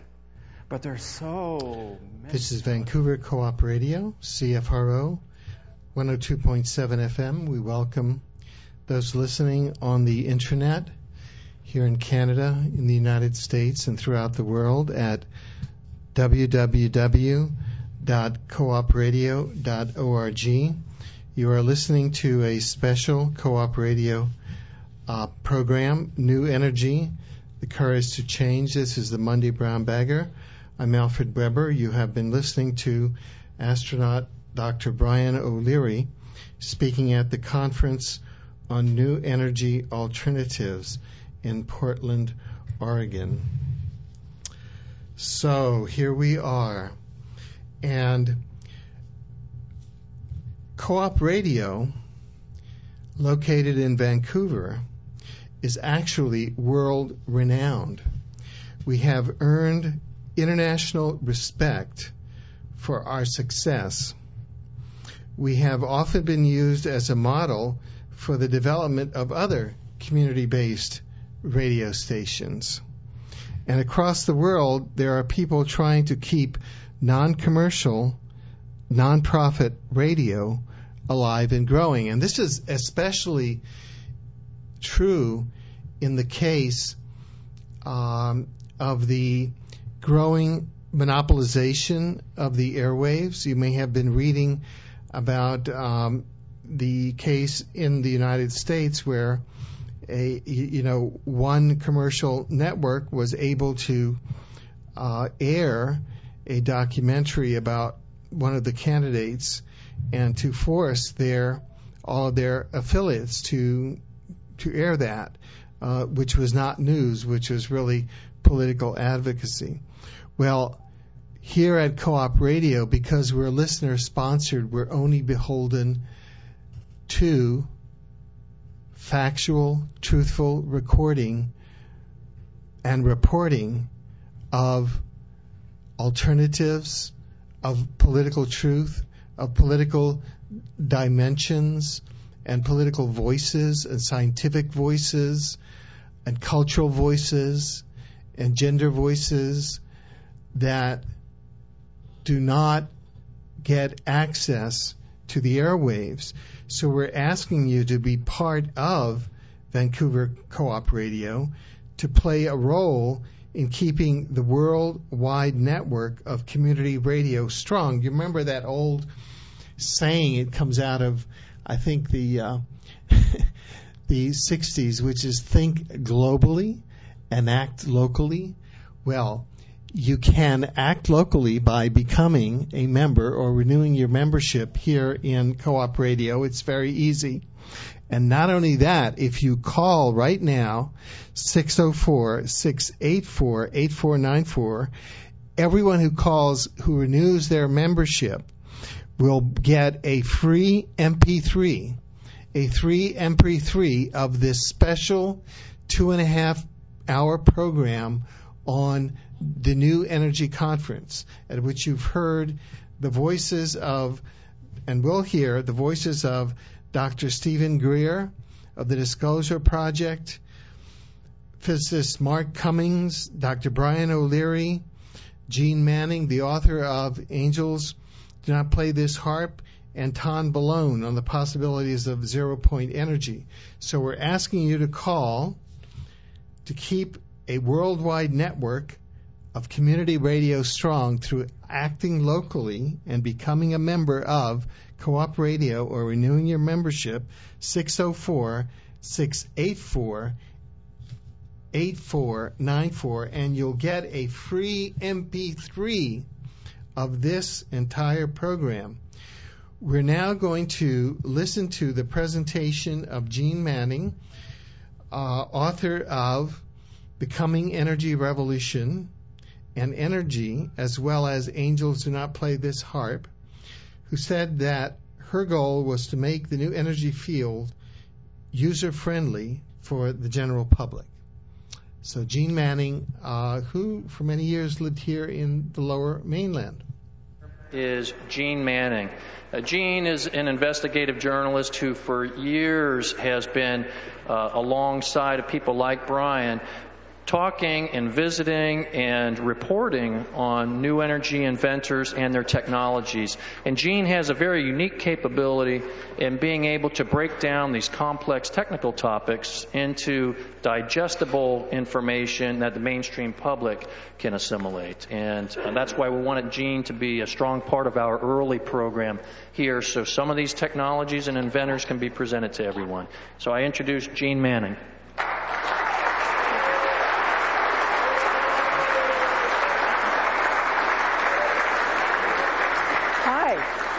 Are my mics working? Oh, I guess they are. Yeah. Love that music. That can kind of set the theme for a whole movement, I think. The I Choose Love. It reminds me of a conference I was at years ago in Ottawa when prestigious science conference, and Dr. Marcel Vogel was speaking. He was a scientist with IBM many years, string of academic credits, and someone from the audience asked him, Dr. Vogel, what is the most powerful force? And Marcel Vogel said, the most powerful force in the universe is L-O-V-E. Love.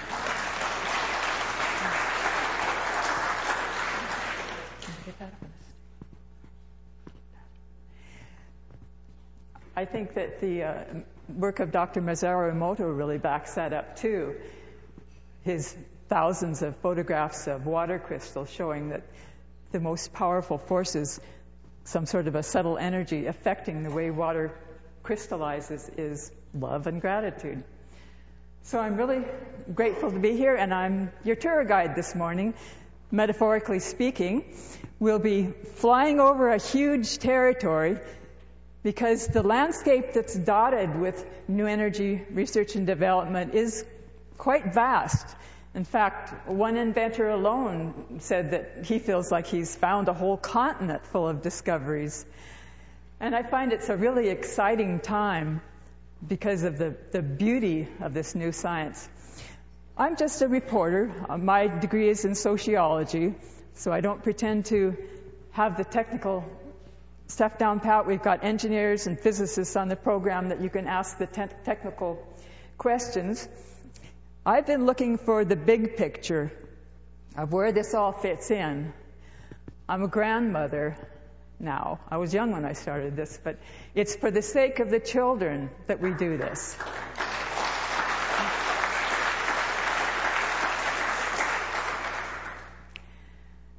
My first slide is a little whimsical music of the spheres. One of the inventors said to me that he thinks that in the near future we'll be tuning into the harmonic vibrations between the stars and planets for the source of our powers. And maybe it will be a little bit more mundane than that, but whatever we do, I have faith in the human spirit. And I've used the metaphor of a map to kind of give a framework to talking about where the new energy fits into the clean energy continent. It's incomplete, uncharted territory right now. And I put a mountain range in the form of a great divide down the middle of this clean energy scene because there is, in a way, the explorers, they have to climb up to a height where they can get a bigger perspective and look off into the distance and maybe toward the sea of energy that can be tapped. And also there's a hump that you have to go through if we're highly educated academically. It's a little harder to get to the point where you're looking at the non-conventional energy technologies because, I mean, I've got my skeptical brother-in-law and friends that kind of, yeah, I read the science magazines and you're a little bit deluded to think that this stuff is real. And if we want to be hip and fashionably skeptic, it's a little bit more of an emotional hump to go over to have the courage to look at the new energy technologies. We're going to figure out how to do this first. Or we'll go on past this because genemanning.com isn't up yet. When I get the new addition to my, go back, Coming Energy Revolution this fall, then the website will be up. But starting down to earth, so to speak, and then we can take the conventional renewals and combine them with something innovative, like in the case of Essential Innovations geothermal, combining it with artificial intelligence. And also geothermal can be combined with the Tesla discs, which William Baumgartner, who was going to be here as a speaker, is an expert in.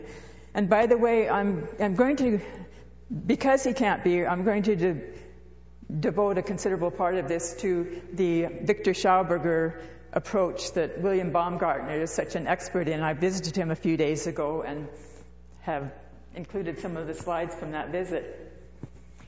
This is Jeff Hayes, the author of a book, Tesla's Engine, I think is the latest one, holding up one of the discs from boundary layer turbine. And Martin Berger is going to be talking about an innovative way to just kind of basically plunk an upside down egg beater windmill down into a riptide is kind of the basic of it. We'll be glad when he's got the small run-of-the-river ones going. And also still in the renewables section, you can combine the breakthrough magnetic motors, generators, with wind and tidal and have something revolutionary. I hope that Mark Cummings will be talking a bit about tidal power at some time this weekend. And then there's also revolutionary approaches to solar. This gentleman down in the lower, your right hand, Alvin Marks, has an approach to solar that's more like what plants do in photosynthesis. He's an expert in polarizing light and nanotechnology, and there are students from, I think it's the University of Maine, that go down there every weekend and help him out, volunteer. So this is what the new energy movement needs, is the young blood, the volunteers that are helping these gentlemen. Alvin had funding from even the CIA at one point. They were interested in his solid panels more so than the flexible solar panels, because they wanted them for their spy satellites. And then they got their information and went on and left him unfunded. They got what they wanted. And there are all sorts of paths right now. There's a company, I think it's Kanarka Technologies, that has innovative nanotechnology approach to solar. Printable films are coming. Solar will become a lot less expensive in the near future. This gentleman, Owen Barker, he's more the new paradigm, stacking solar cells with magnets together. And if anybody knows where he is, I'd like to know what happened to that invention. I had the privilege of naming the Sun Mill. The hydrogen scene.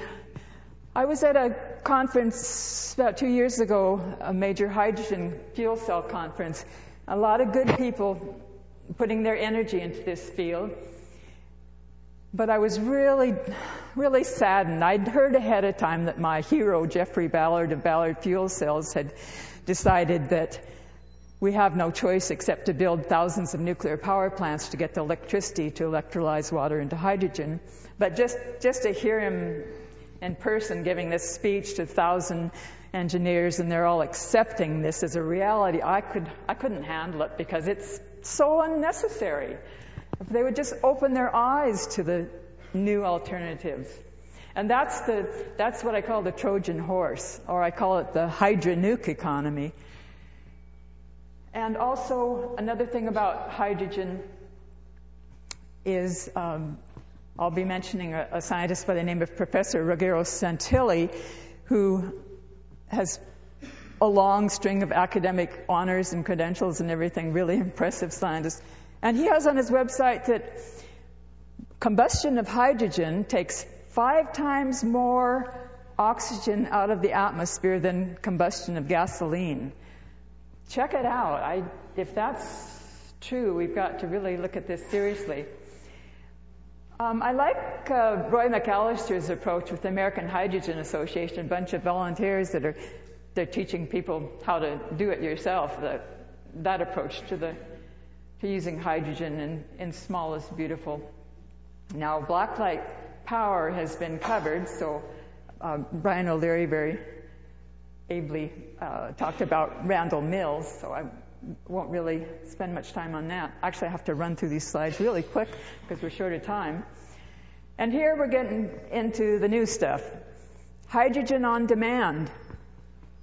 What a concept. You're driving your vehicle down the road. You don't have to have a tank, explosive, potential bomb full of hydrogen, although those tanks are engineered now so they're not all that dangerous. But you don't have to have hydrogen pipelines, all that expensive infrastructure, because this is the approach that many of the new energy researchers are working on, is generating it at point of use. We'll meet a few of them. One of them is Professor Konarev in Russia. Again, a very, very well-credentialed scientist, does really serious science. And his process is 10 times cheaper in terms of the electrical input than standard electrolysis. And I think it's if you Google for Konarev, K-N-A-R-E-V, or Innoplaza is the website where his papers are up. And it explains more about his process. A note from our sponsor. So there's all these other different approaches. The carbohydrogens, I think, ARC technology, the Jim Griggs. I expect that Ken Rowan might be mentioning that in his talk tomorrow. And, this is Professor Santilli.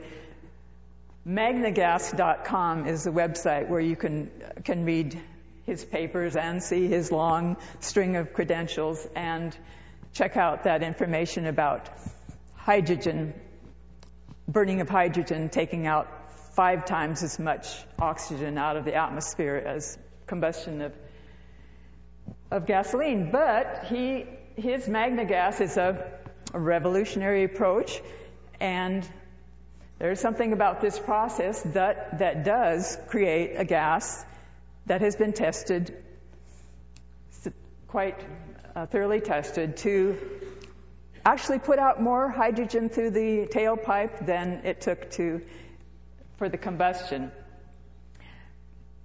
Pretty incredible, but check it out. This is Jim Griggs again with the you can't really see the details on that rotor in the top picture, but there are indentations that create a turbulence in the water. Basically, what he started with is he was an engineer who was a specialty in energy efficiency and got to thinking about water hammer, the knocking in the pipes. That there's a lot of energy happening during that knocking of our pipes that we hate in the middle of the night.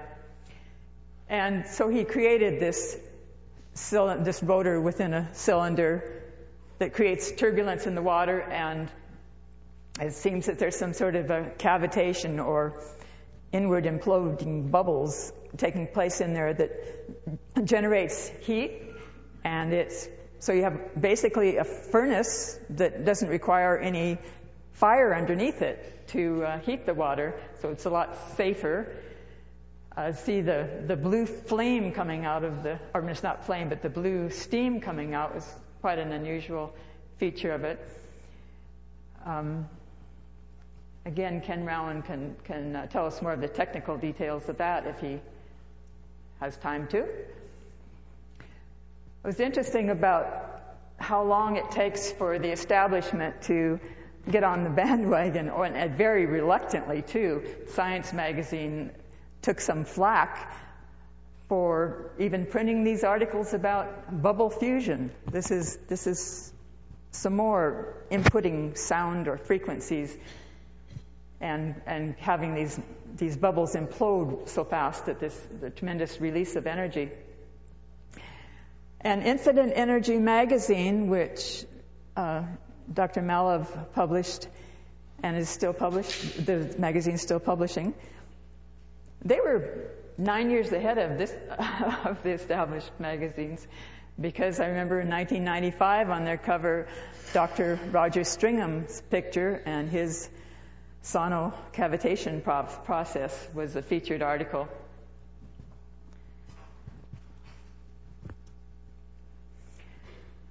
And now we're getting into the territory. One of the names for the process that was unfortunately given the name cold fusion is light element fusion, because the elements involved are a lot lighter. I really like that a lot better. Cold fusion has been thoroughly given a bad rap. In fact, somebody said that the most successful thing about the whole cold fusion field was the misinformation campaign against it. And here we have one of the students of John Dash and Dr. John Dash over in the corner picture, and we will be hearing from him tomorrow. Brian O'Leary covered the cold fusion story very well, and I won't have to go into that. But one thing I want to say, that people like me, the tree huggers, the greenies, the very terminology that these scientists use, and I understand from their standpoint, they're talking about the nucleus of an atom, so of course you talk about nuclear this and nuclear that, and you're talking about atoms, so you talk about atomic this and atomic that. But boy, it doesn't go over well with the public. Just the very symbol, I don't know if you can see the little atom symbol up in the corner, that was shown on a TV screen when, at the same time that Dr. Stanley Pons was interviewed, and the association in the public mind is totally all confused. And we get the impression that it's just yet another variation of hot fusion, which the hot fusion process does totally mess up the materials of the equipment that's used. It ends up all radioactive. Some of the cold fusion experiments do have some smaller amounts of radioactive elements associated with them. And so it's certainly not the favorite of the environmental community because of all the misunderstanding about it. It's funny, there's one of the myths about new energy, it seems, is it came up a few days ago when a really nice man who works for a utility company, introduced me to a group, and he was mentioning coming to this conference, and he kind of passed it off as, but nothing is going to come of it because these new things are so expensive. And I thought, where have you been? Are you thinking about mega projects, solar satellites microbeaming down to the planet? Excuse me, but that's not my favorite. Or space elevator, or what are you thinking about? Or are you thinking about hot fusion when you think that the new energy technologies are expensive? The whole point of the new energy technologies is small is beautiful and cheap.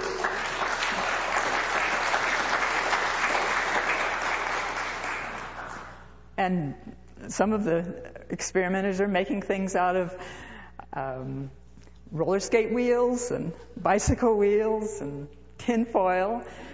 And the whole point is to come up with something empowering that somebody can make in their backyard. Here we have the late Paul Brown and Ken Shoulders, who thankfully is very much with us. A couple of the science pioneers who showed that it is possible to transmute elements in the experiments they do. If you excuse me just a moment, I want to find my notes on this. So just take a deep breath. You're probably tired of running through slides so quickly. Okay. I was going to follow my notes all along, but Rowan, just wanted to get this straight because Ken Shoulders does really important work. He developed much of the technology for microcircuitry, and he continues to make breakthroughs. And he found a way to make these charge clusters that contain an incredible number of electrons, and they're bunched together in a way that conventional textbooks say is impossible, but it's happening. And it may be the basis of the energy gain in so-called cold fusion. And he now calls these things exotic vacuum objects, or EVOs. And I'm really pleased to hear that what he's preparing to work toward now is toward direct electrical output generating systems using these EVOs to carry forward his previous work. And he's decided that he doesn't want to spend any more time on the systems that generate heat, such as the cold fusion experiments do. And his reason for turning away from those types of experiments is that they are self-destructive. Their metals get used and abused, put it in my words. So bear with us if you're not interested in technical details, but I just wanted to get this in, that he wants to use electrical trapping methods to contain a swarm of random EVOs. And this forced containment will prevent the EVOs from coming in contact with solid material and destroying it. So basically it'll make the EVOs much easier to work with. And when these exotic vacuum objects are released from this electrical trap, they'll be in a form that resembles ball lightning, but not ball lightning in the wild, but instead ball lightning that can be harnessed to do work. So these are amazing little charge clusters that propel themselves, and the propulsion energy is many times more than the electrical energies that's put into the experiment. The source of all that extra power, it isn't proven, but it's theorized to come from zero-point energies that are provided whenever the motion of charges are resisted. And there's a physicist, Dr. Jacques Sarfati, I don't know if I'm pronouncing his name right. He's furthered the theory, and so Shoulders just has to find a way to couple the amazing motion of these EVOs into what he says easily available circuitry. And then we'll have the electrical output that we need.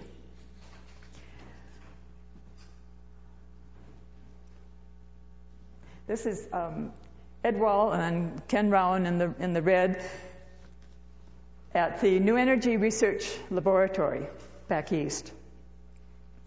They've experimented with many approaches and tested and innovated a whole variety of new energy devices. I put the website for the magazine there at infiniteenergy.com. Ken will be speaking tomorrow, and he has a lot to tell us, so I won't pretend to translate it into my words, but one of the Infinite Energy covers said that simple tabletop experiment turns conventional heat theory upside down. The heat engine can tap into the heat of the environment in a way that really has been overlooked. So maybe it just seems to violate the law of thermodynamics, but on the other hand, maybe the law just it's time to reinterpret it, just like it was reinterpreted before nuclear fission.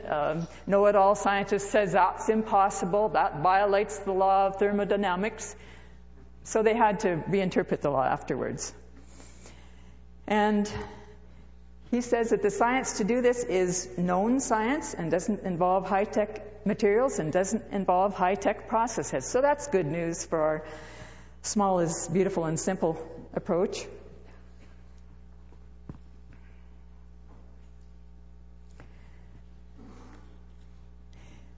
A lot of the experimenters and scientists that I hear and read about in this field are mentioning resonance, so it's worth mentioning when we're trying to look for some common themes in and musically we understand resonance.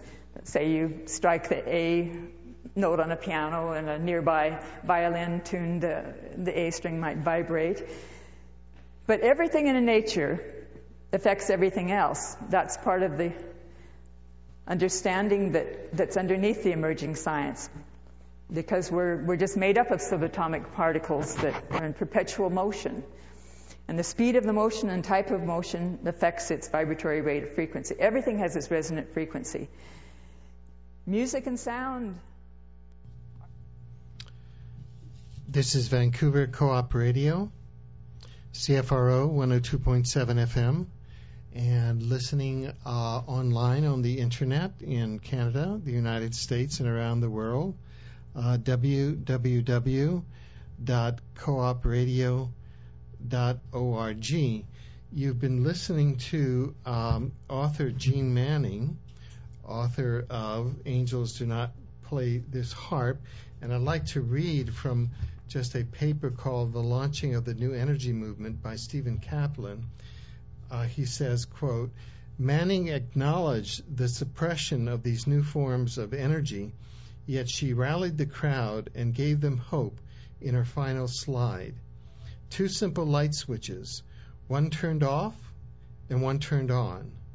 Quote, let's turn off the power of corruption and turn on the power of the people, she pleaded.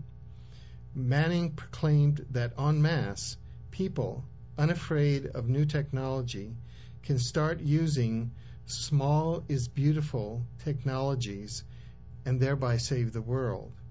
Her overview of the field made it possible to believe that people really can do just that. We're almost at the end of a special co-op radio program on new energy, the courage to change, listening to selected presenters from the Conference on New Energy Alternatives held in Portland, Oregon.